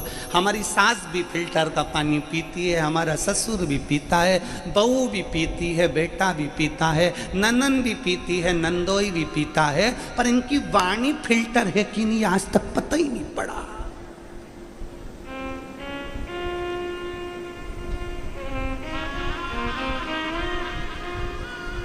फिर तुमसे तो अच्छे कुएं का पानी पीने वाले हैं, तुमसे तो अच्छे हापसी का पानी, हैंडपंप का पानी पीने वाले हैं, पी रहे हैं, मस्त हैं। अपन फिल्टर का पीकर भी फिल्टर जैसे नहीं हुए तो क्या मतलब? अपनी वाणी फिल्टर ना कर पाए तो क्या मतलब?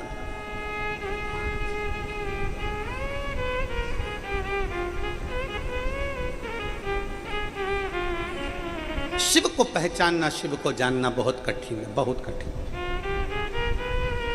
बहुला अपने बेटे को दूध पिला रही है मनोरथ को, और मनोरथ को दूध पीते पीते वो फैन, मनोरथ का दूध पीते पीते फैन शिव जी के ऊपर चले गया, झूठा फैन गया। तब शिव ने स्वीकार कर लिया कि आज गौ माता ने मेरे ऊपर झूठा फैन दिया है, तो मेरे ऊपर जो भी वस्तु चढ़ेगी मैं स्वीकार करूंगा। मछली का झूठा जल शंकर स्वीकार कर लेते हैं। हमारे यहाँ पर ग्वाला जब दूध निकालता है तो पहले बछड़े को छोड़ता है। बछड़ा जब गाय का दूध मुख में ले लेता है तब ग्वाला बछड़े को हटाकर दूध निकालता है। दूध झूठा है, पुष्प भंवरे ने झूठा कर दिया, बेलपत्र इल्ली ने झूठा कर दिया।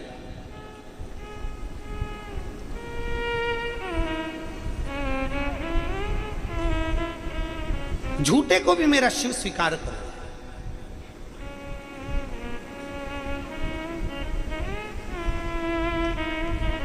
शिव स्वीकार।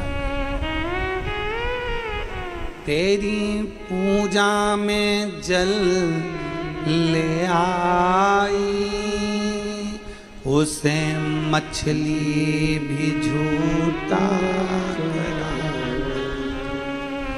तेरी पूजा में दूध ले आई, उसे बछड़ा भी झूठा करा। तेरी पूजा में फूल ले आई, उसे भंवरा भी झूठा करा। जल कैसे चढ़ाऊं, भोले कैसे रिझाऊं, महादेव भोले कैसे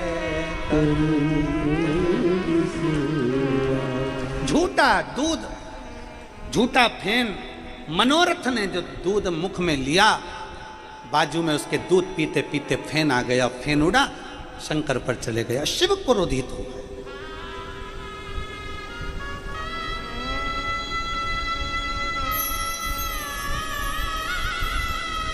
शिव क्रोधित। कई माताएं प्रश्न करती हैं, गुरुजी घर से पानी भरकर ले जाएंगे, मटके का पानी भरकर ले जाएंगे, हंडे का पानी भरकर ले जाएंगे, झूठा हुआ तो, बच्चों ने हाथ डाल दिया तो। तुम्हारा मन शुद्ध हो, अग्नि, जल, वायु, पृथ्वी, आकाश, ये कभी अशुद्ध नहीं होते, ये शुद्ध की शुद्ध ही रहते हैं, शुद्ध की शुद्ध है।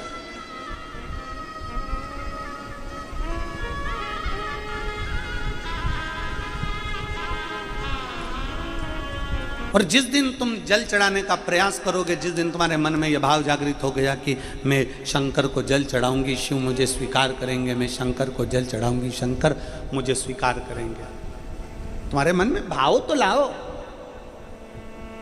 विश्वास तो केंद्रित करो।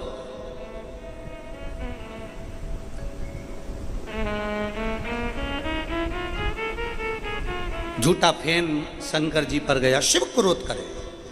जैसे ही देवादिदेव महादेव को क्रोध आया, बहुला गाय ने देखा कि मेरे बेटे मनोरथ को मारने के लिए शंकर भगवान आगे आए हैं। बहुला गाय ने तेज श्वास खींची और श्वास खींचकर शंकर भगवान को अपने उदर में, अपने पेट में गौ माता ने रख लिया। गौ माता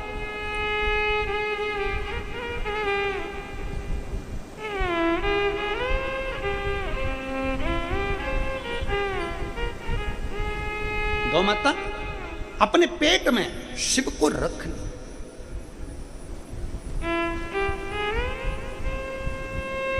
ये पृथ्वी पर जो गौमाता है, तुम्हारे दरवाजे पर जो गौमाता आती है, तुम्हारे दरवाजे पर रोटी खाने के लिए, एक रोटी के लिए गौमाता पहुंचती है। गौशाला में जिन गौमाता की सेवा हो रही है, ग्वाले गौ माता को अपने घर में रखकर जो सेवा कर रहे हैं, ये गौ माता कोई साधारण नहीं है। इसमें मेरा शिव, और केवल शिव ही नहीं, कहते हैं शिव के साथ में 33 कोटि देवता विराजमान रहते हैं। जहां शंकर है वहां 33 कोटि देवी देवता हैं, तो गाय के अंदर शिव हैं तो 33 कोटि देवता विराजमान।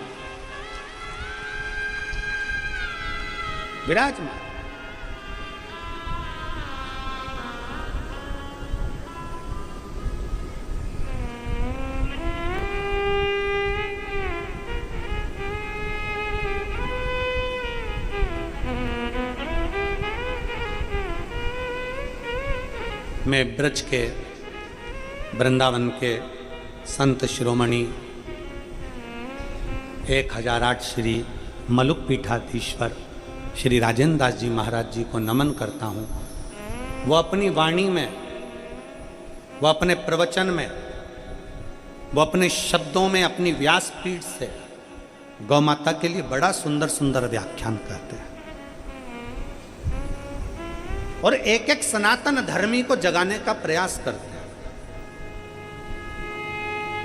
एक एक सनातन धर्मी को जगाने का प्रयास करते हैं। और पार्वती जी ने आकर गौ माता को देखा और गौ माता को, बहुला को प्रणाम किया माता पार्वती ने, और कहा, बहुला मेरे पति यहाँ आए थे, बैठ के तप साधना कर रहे थे, तूने कहीं मेरे पति को देखा? बहुला गाय कहती है कि पार्वती जी, आपके पति को तो मैं निगल कर अपने उदर में ले गई हूं। अपने उदर में ले गई? हाँ। क्यों? मेरे बेटे मनोरथ को दूध पिला रही थी, उसके मुंह पे फेन आ गया था। वो फेन के कारण भगवान शंकर को थोड़ा क्रोध आया, कहीं उनको मार ना दे, इसलिए मैंने शिव को निगल लिया। गाय कहती है, अब शिव तो मेरे पुत्र के रूप में है।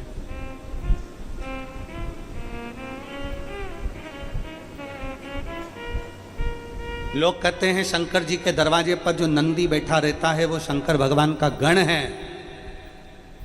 शिव जी के दरवाजे पर जो नंदी बैठा रहता है वो शंकर का गण है। कभी दक्षिण में जाकर देखना, कई मंदिर ऐसे हैं जिस मंदिर में नंदी मंदिर के अंदर है और शंकर मंदिर के बाहर है। शिव का एक रूप है नंदीश्वर,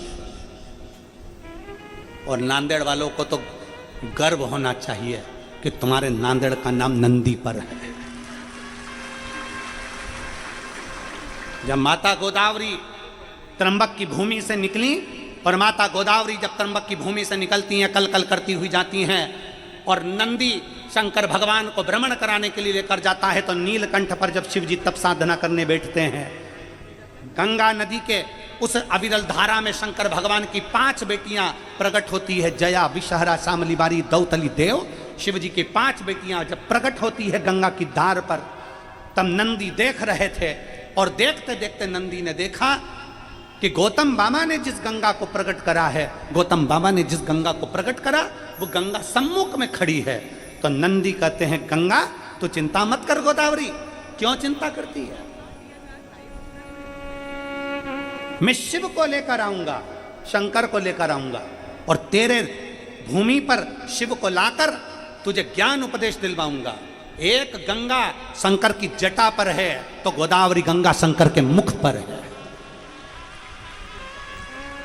तू क्यों चिंता करती है गोदावरी, मैं आऊंगा लेकर। और नंदी ने वचन दिया। जब नंदी शंकर भगवान को भ्रमण कराते कराते इस पवित्र भूमि पर रुकते थे, जैसे गुरु गोविंद सिंह जी इस पवित्र भूमि पर आकर क्यों प्राण त्याग दिए? क्यों?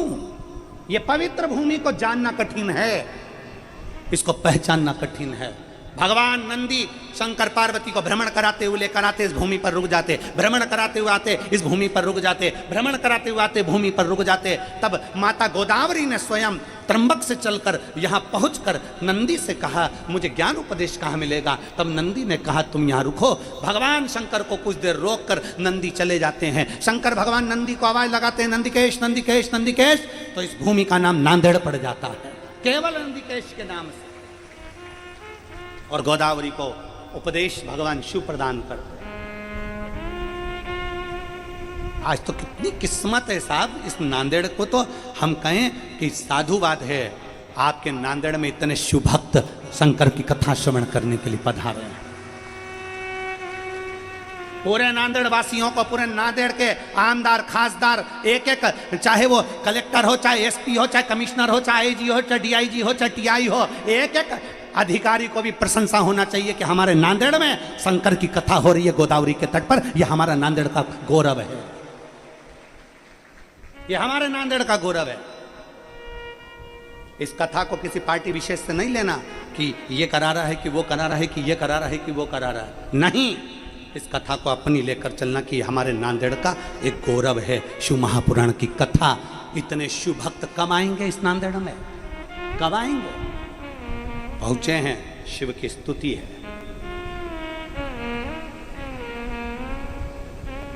शिव स्तुति का केंद्र बिंदु है नांदेड़ को समझो।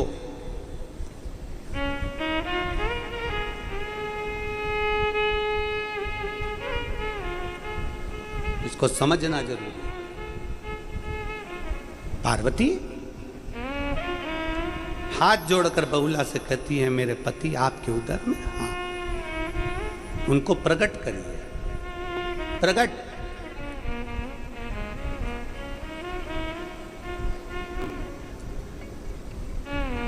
बहुला कहती हैं, आप वचन दो। मेरे बेटे का झूठा फैन शिवजी पर चढ़ा, उनको क्रोध आया। कोई बच्चा, कोई बूढ़ा, कोई जवान, कोई पशु, कोई पक्षी, कोई जलचर, कोई थलचर, अगर शंकर को अपना कोई झूठा भाग भी दे दे तो शिव को क्रोध ना आए। कभी आपने किसी राम जी की मूर्ति को, कृष्ण भगवान की मूर्ति को, देवी जी की मूर्ति को, देवता जी की मूर्ति को, गुरु जी की मूर्ति को कभी आपने देखा कि कोई कुत्ता, कोई बिल्ली, कोई जीव, कोई गाय, कोई बंदर, कोई जीव उनकी मूर्ति के पास आ गया हो? केवल एक शंकर ऐसे हैं जिनकी शिवलिंग के पास स्वान भी आ जाता है, कुत्ता भी आ जाता है, बिल्ली भी आ जाती है, पक्षी भी आ जाता है, पशु भी आ जाता है, कोई अपनी जिह्वा से चाट भी लेता है, कोई उनको कोई भोग भी लगा देता है, कोई कुछ लाकर चढ़ा भी देता है। शिव स्वीकार करते हैं।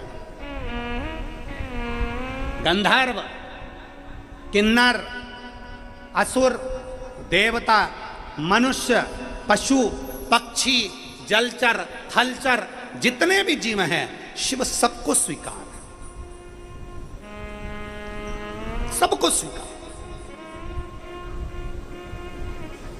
कभी कभी तुम पूजन करके चली जाती है और मालूम पड़े कोई कुत्ता अंदर घुस गया शिवालय के पास में। तुम पूजन करके गई, कोई गाय अंदर घुस गई। तुम पूजन करके गई, शंकर जी को जल चढ़ाकर दूध चढ़ाकर गई, कोई बिल्ली अंदर आ गई, कोई जीव अंदर आ गया। अपने को लगा कि बताओ ये तो जीव आ गया। ना ना ना, शंकर सबके हैं। पार्वती जी वचन दीजिए कि शंकर पर कोई वस्तु चढ़ जाए तो क्रोध ना है, क्रोध ना है।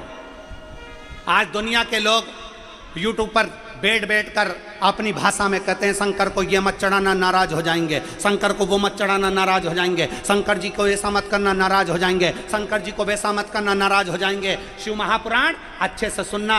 बहुला गाय ने पार्वती जी से वचन लिया कि कोई भूल से भी अगर शंकर को कुछ चढ़ा दे, झूठा भी चढ़ा दे, तो शंकर को क्रोध ना आए। तब पार्वती जी ने वचन दिया, पार्वती जी ने वचन दिया। अगर वचन ना देती माता पार्वती तो शिव महापुराण में एक लेख आया है कड़प डाकू का। कड़प डाकू एक ऐसा डाकू जिसने केवल एक ब्राह्मण को, पंडित जी को शिव की पूजन करते देख लिया था। उसके पास में पानी डालने के लिए लोटा नहीं था, उसके पास में भोग लगाने के लिए भोजन नहीं था, उसके पास में चढ़ाने के लिए बेलपत्र नहीं थी। कड़प ने देख लिया, तालाब में गया, मुंह में पानी भर लिया, एक जीव को मारा, मांस इकट्ठा कर लिया, पत्तियां तोड़ी, लेकर शंकर के मंदिर में चले गया। देखा कि कचरा ही कचरा था, साफ करा जूते से और भगवान के ऊपर पानी को थूक दिया, पानी दे दिया और मालूम पड़े मांस का भोग लगा दिया। रोज पंडित जी आते, मांस देखते, गुस्सा आता, मांस के टुकड़ों को हटाते, पंडित जी सफाई करते। 15 दिन निकल गए, वही की वही क्रम चलता रहा। पंडित जी को गुस्सा आ गया, एक लोहे का पिंजरा बना कर लिया है। लोहे के पिंजरे में शंकर के शिवलिंग को कैद कर दिया। कैद करा, कड़प पाया, हाथ में मांस, मुंह में पानी, हाथ में पत्ती। शिव को कैसे चढ़ाए? क्या देखता है कड़प कि लोहे के पिंजरे की तान टूट गई थी और वो टूटी हुई तान शंकर के शिवलिंग को चुभ गई थी। शंकर के शिवलिंग को चुभी तो उसमें से रक्त की धार बहने लगी। जो रक्त की धार बह रही थी, कड़प को लगा मेरे भोलेनाथ की आंख फूट गई है, कैसे जोड़ूं? हाथ लगाया, खून नहीं रुका कड़प के हाथ से। उसने पिंजरे को हटाया और उसको याद आया कि पिताजी ने कहा था अगर कोई अंग चले जाता है तो वही अंग लगाना पड़ता है, वही अंग लगाना पड़ता है। इसलिए कड़प ने त्रिशूल से अपनी आंख निकाली, शंकर के शिवलिंग पर लगाती। शंकर भगवान प्रकट हो गए, शिव प्रकट हो गए। अगर माता पार्वती से वर ना मांगा गया होता तो शंकर भगवान कड़प पर क्रोधित हो जाते, पर पार्वती जी ने वचन दिया कि जो पृथ्वी पर जन्मा है, मृत्यु लोक में जो जन्मा है, बच्चा आड़ी टेढ़ी पूजन करेगा, बच्चा आड़ा टेढ़ा काम करेगा, माता पिता घर का बुजुर्ग बड़ा कैसे भी शंकर की आराधना करेगा तो शिव को स्वीकार करना पड़ेगा। हमें मंत्र नहीं आते, हमें तंत्र नहीं आते, हमें साधना नहीं आती, हमें मंत्र साधना नहीं आती। आप और हम शिव की आराधना करते हैं, केवल शिव की आराधना। मंत्र साधना से हम दूर हैं, तो क्या शिव स्वीकार नहीं करेगा? क्यों नहीं करेगा? ये इतने पत्रों का ढेर जो लगा है, क्या एक एक पत्र कभी मौका लगे ना, हम कहें न्यूज़ चैनल वालों से, हम कहें मीडिया से, कभी मौका मिले तो इनके घर जाओ, इनके मोबाइल नंबर लिखें, इनसे पूछो कि शंकर को जल चढ़ाने का फल क्या है।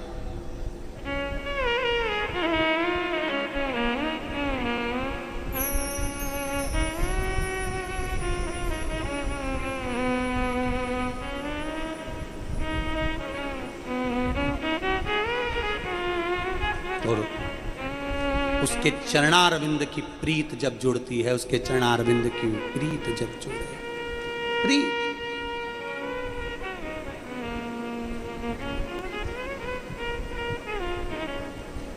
खाली नहीं जाती। प्रीत जब जुड़ जाए तो खाली ना जाए। वो कहते हैं ना, एक लाइन में स्मरण किया, मैं जानूं या वो जाने। ये मैं जान सकती हूँ या वो जान सकता है, ये उसको।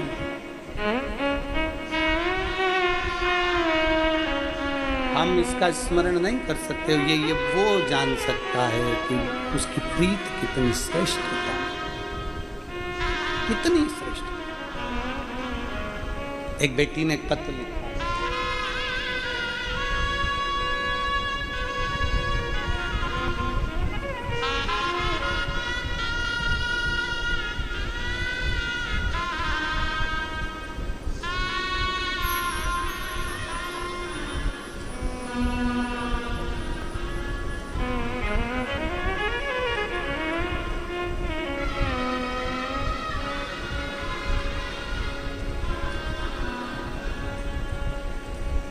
मेरा नाम सुनंदा कापसे, पति का नाम ज्ञानेश्वर कापसे। मैं गंगाखेड़, जिला परभणी, महाराष्ट्र की रहने वाली हूँ। कहीं बैठी हैं तो हाथ हिलाइएगा। अगर कहीं बैठी हो तो हाथ हिलाइएगा। मैं गंगाखेड़, जिला परभणी, महाराष्ट्र की रहने वाली हूँ। मेरा नाम सुनंदा कापसे, पति का नाम ज्ञानेश्वर कापसे। गंगाखेड़, जिला परभणी, महाराष्ट्र की रहने वाली हूँ। मेरा मोबाइल नंबर ये है। मेरे पति ने 2019 में एक नया बिजनेस काम चालू किया था। 2 साल तक काम चला।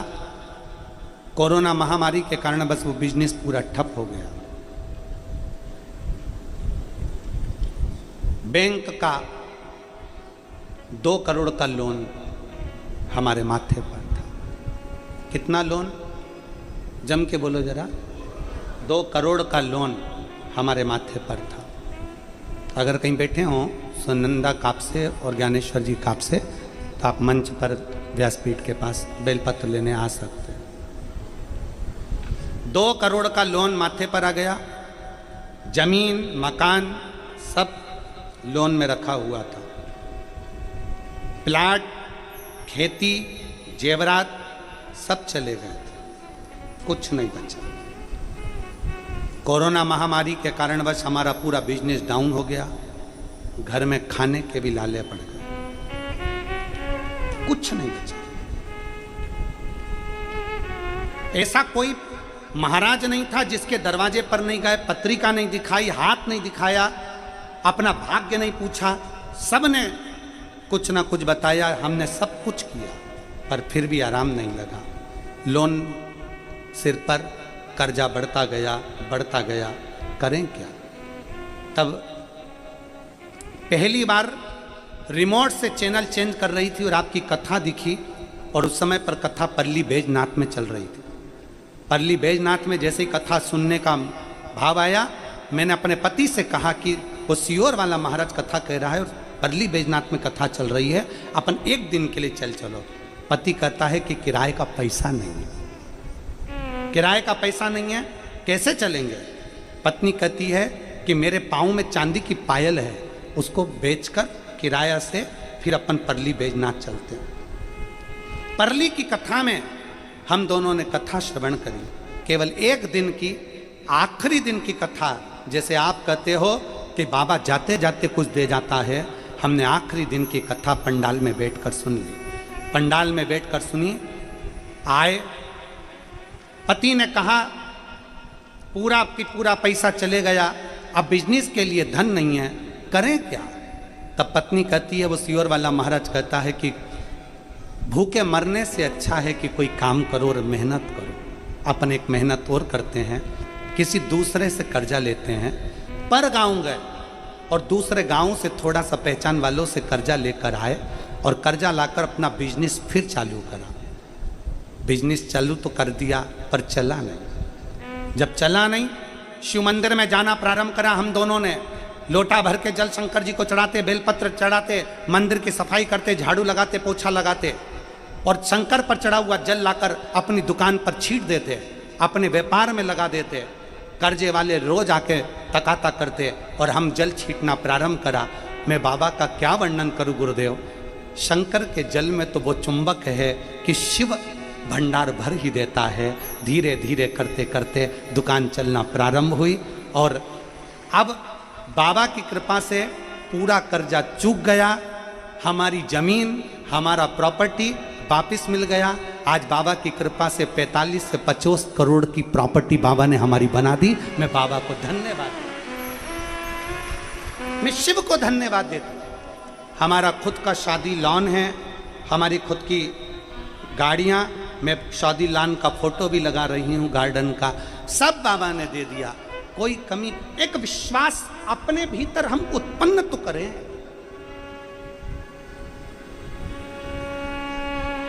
कई दुनिया के लोग आपसे कहेंगे शंकर पर चढ़ा हुआ जल घर में मत छीटो, कोई कहेगा शंकर पर चढ़ा हुआ जल अपने ऊपर मत छीटो, कोई कहेगा शंकर पर चढ़ा हुआ जल का आचमन मत करो। उसको ये पत्र ले जाकर मोबाइल नंबर समेत दिखा देना और गंगा खेड़ा भेज देना उसकी कि शिव क्या है, शंकर क्या, शंकर भगवान की विरल भक्ति क्या है। इस पंडाल में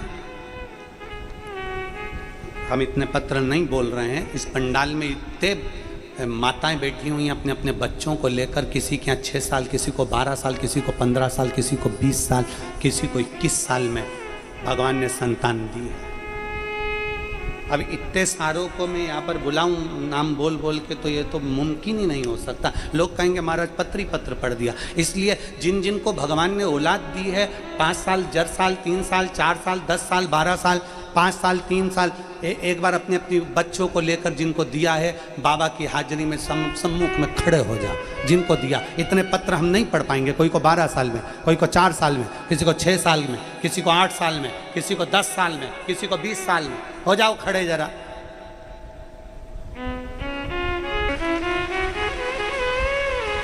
हाँ हो जाओ, उधर भी हो जाओ। भरोसा दड़ी हो जाता है तो शिव मिलता है।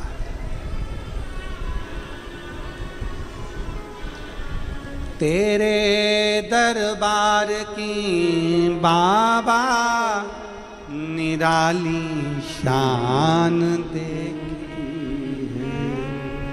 तेरे दरबार की बाबा निराली शान देखी है। तुझे देते नहीं देखा पर झोली भरी देगी। मुख दुनिया मोड़ेगी बाबा तू मुखड़ा ना मोड़े। एक विश्वास, उसकी कृपा होती है। मेरे शंकर का प्रथम नाम है भक्त वत्सल्य भगवान शिव।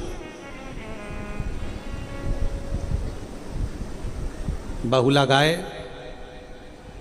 पार्वती जी से वचन दिलवाती हैं, पार्वती जी वचन दे देती हैं। अब मूल प्रसंग है कि भक्त वत्सल्य भगवान,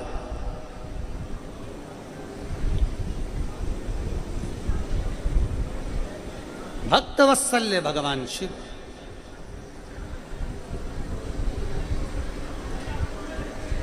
पार्वती जी ने निवेदन किया, पार्वती जी ने प्रार्थना करी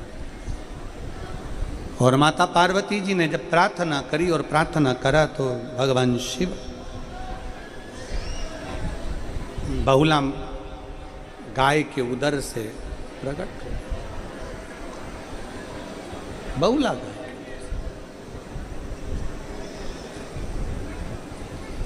शंकर भगवान बहुला गाय के उदर से प्रकट हुए।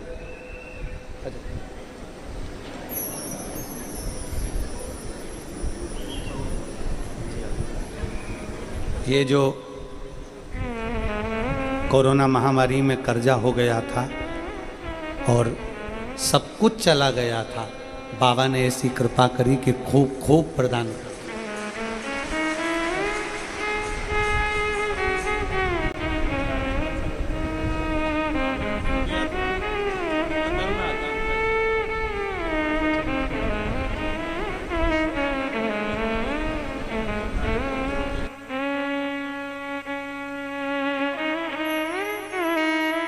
शिव कृपा।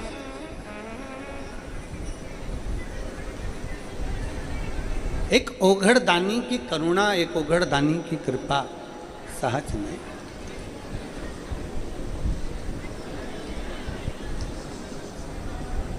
जिसने दिल से पुकार लिया उसको मिल गया। विश्वास के साथ आप लोग आए हैं। पंडाल में जगह नहीं है, रोडों पर बैठे हो, बाहर ग्राउंड में बैठे हो, धूप में बैठे हो, अपना छाता, अपनी पानी की बोतल, अपना आसन लेकर बैठे हो।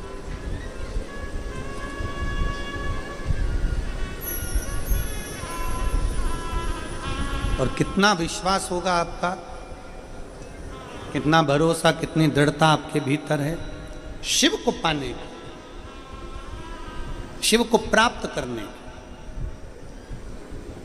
और क्यों ना मिले, क्यों नहीं मिले?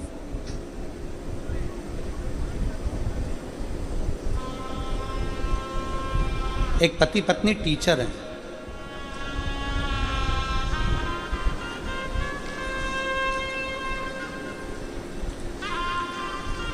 उषा मुंडे, जिला परभणी से हूँ। कहीं बैठी हो तो हाथ हिला सकती हूँ। उषा मुंडे, जिला परभणी से हूँ। कहीं बैठी हैं? हाथ हिलाओ। आ जाइए, एक बेलपत्र लेकर चलिए। मैं और मेरे पति दोनों टीचर हैं, सरकारी स्कूल में शिक्षक हैं, अध्यापक हैं। मेरे पति 25 दिसंबर 2022 को भीषण अपघात हुआ। उनके सिर में चोट लगी, ब्रेन ट्यूमर हो गया, रक्त निकलना चालू हुआ। हॉस्पिटल लेकर गए तो सर्जरी हुई। सर्जरी में मालूम पड़ा कि इनको ब्रेन ट्यूमर है, उसकी ऑपरेशन अगर हो रहा है तो ये जिंदगी भर पैरालिसिस में रहेंगे। उठ जाएं, ये बहुत बड़ी बात है। अगर एक बार इनका मस्तिष्क खुल गया तो इनका ब्रेन काम नहीं करेगा। डॉक्टर ने हमसे पर्चे पर साइन करवाया, हमने फॉर्म भरा और डॉक्टर ने कहा कि भरोसा नहीं है कि ये जागेंगे नहीं जागेंगे, इनका ब्रेन काम करेगा नहीं करेगा, पैरालिसिस जैसी बीमारी रहेगी, घर में पड़े रहेंगे। अब करते तो क्या करते, क्योंकि ब्रेन ट्यूमर था, काम करना बंद कर दिया था, चोट लग गई थी। वेंटिलेटर पर तो पड़े ही थे। वेंटिलेटर पर पड़े पड़े पड़े पड़े समय निकलता गया। आखिरी में डॉक्टर बोला कि या तो ऑपरेशन करा लो या फिर इनको लेकर जाओ। हमने ऑपरेशन का बोला, ऑपरेशन करवाया। ऑपरेशन कराने के बाद वेंटिलेटर से वो 15 दिन, 20 दिन, 1 महीना, 2 महीना, 3 महीना, 4 महीना, 5 महीना, 6 महीना, 7 महीना, 8 महीना उठे ही नहीं। वेंटिलेटर पर कोमा में पड़े रहे। कोमा। अब कोमा में पड़े, समय निकलता गया, तब हमारे उम्मीद पूरी चली गई। तब हमारे एक रिश्तेदार मिलने के लिए हॉस्पिटल में आए तो उन्होंने पहली बार हमको पशुपतिनाथ के व्रत में बताया। 7-8 महीने कोमा में पड़े पड़े निकल गए वेंटिलेटर पर, तब पशुपति व्रत पहली बार हॉस्पिटल में रहने के बाद भी मैंने पशुपतिनाथ का व्रत किया। इतने में एक रिश्तेदार मिलने के लिए आए तो वो सीहोर का रुद्राक्ष देकर चले गए, सीहोर का कंकर देकर चले गए। हम कंकर पर जल चढ़ाते, रुद्राक्ष का पानी तांबे के कलश में गलाते, पति के शरीर पर लगा देते, क्योंकि कोमा में थे, वेंटिलेटर पर थे। कोई चांस, डॉक्टर तो कह रहा था कि इनको ले जाओ। क्या करें? लगाते लगाते केवल 3 दिन हुए। चौथा दिन आया, रुद्राक्ष का, सीहोर के रुद्राक्ष का जल उनके शरीर पर लगा देते, बेलपत्री उनके पास में रख देते।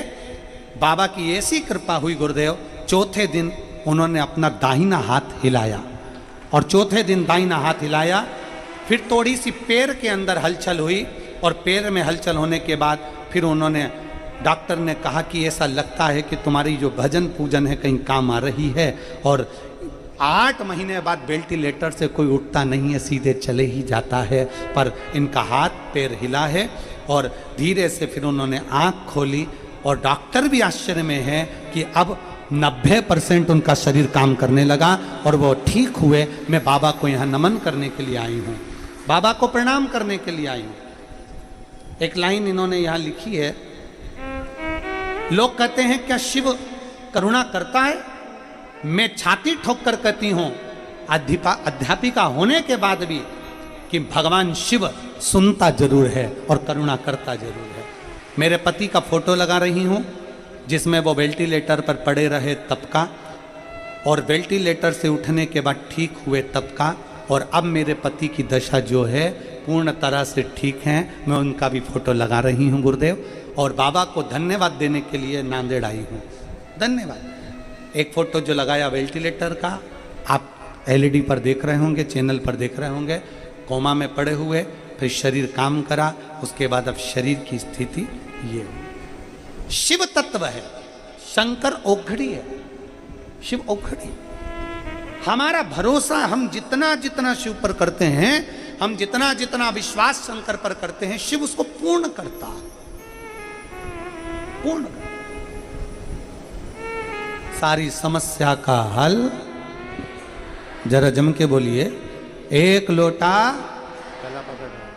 सारी समस्या का हल बोल बम का नारा है। कोई लेट बनता है, कोई जल्दी बनता है, पर शिव को जल चढ़ाने वाला एक दिन सेठ जरूर बनता है। शिव तत्व को जानने वाला खाली नहीं रह सकता, खाली नहीं रह सकता। बहुला पार्वती जी वचन दिए, शंकर भगवान को बहुला ने प्रकट किया, बहुला। गाय देखी आप लोगों ने, गौ माता का दर्शन किया? गौ माता का दर्शन किया होगा तो गाय का जब बछड़ा होता है, गाय के बछड़े को साफ करने की जरूरत नहीं पड़ती। साफ कौन करता है?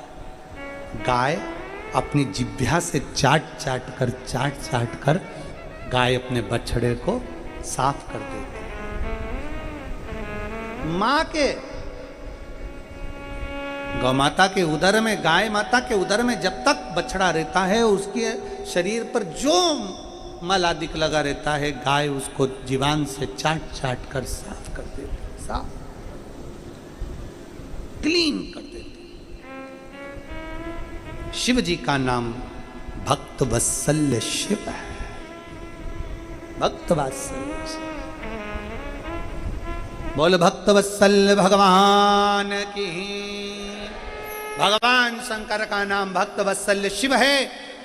गौ माता ने शंकर भगवान को पुनः प्रकट करा, और प्रकट करने के बाद गाय को लगा कि ये मेरा बछड़ा है, मेरा पुत्र है। गाय अपनी जिह्वा से चाटना प्रारंभ करी। शिव ने पूछा, गौ माता ये क्या कर रही हो? गौ माता तुम ये क्या कर रही हो? गाय कहती है कि मैं अपने वत्सल भाव को चाट कर साफ कर रही हूँ। शिव कहते हैं, माँ मेरे लिए कोई आज्ञा? गौ माता कहती है, जैसे मैं तुम्हारे अपने बछड़े के शरीर पर लगे हुए सारी गंदगी को साफ कर देती हूँ। गाय कहती है, गौ माता कहती है, शिव तुम्हारे मंदिर में आकर, तुम्हारे शिवालय में जो एक लोटा जल समर्पित करे, तुम भक्त वत्सल्य बनकर उसके भी सारे पाप को चाट कर समाप्त कर देना। उसके पाप, उसके भीतर का बेकार कर्म, उसके भीतर का बेकार कोई कर्म हो गया हो, उसको समाप्त करो, समाप्त। शिव के करीब में जाया, शिव के पास। एक लोटा जल चढ़ाने के लिए बच्चे नहीं, स्त्री, पुरुष, बच्चे, बूढ़े, जवान, सबका फर्ज है कि शंकर के मंदिर में जाओ, एक लोटा जल समर्पित।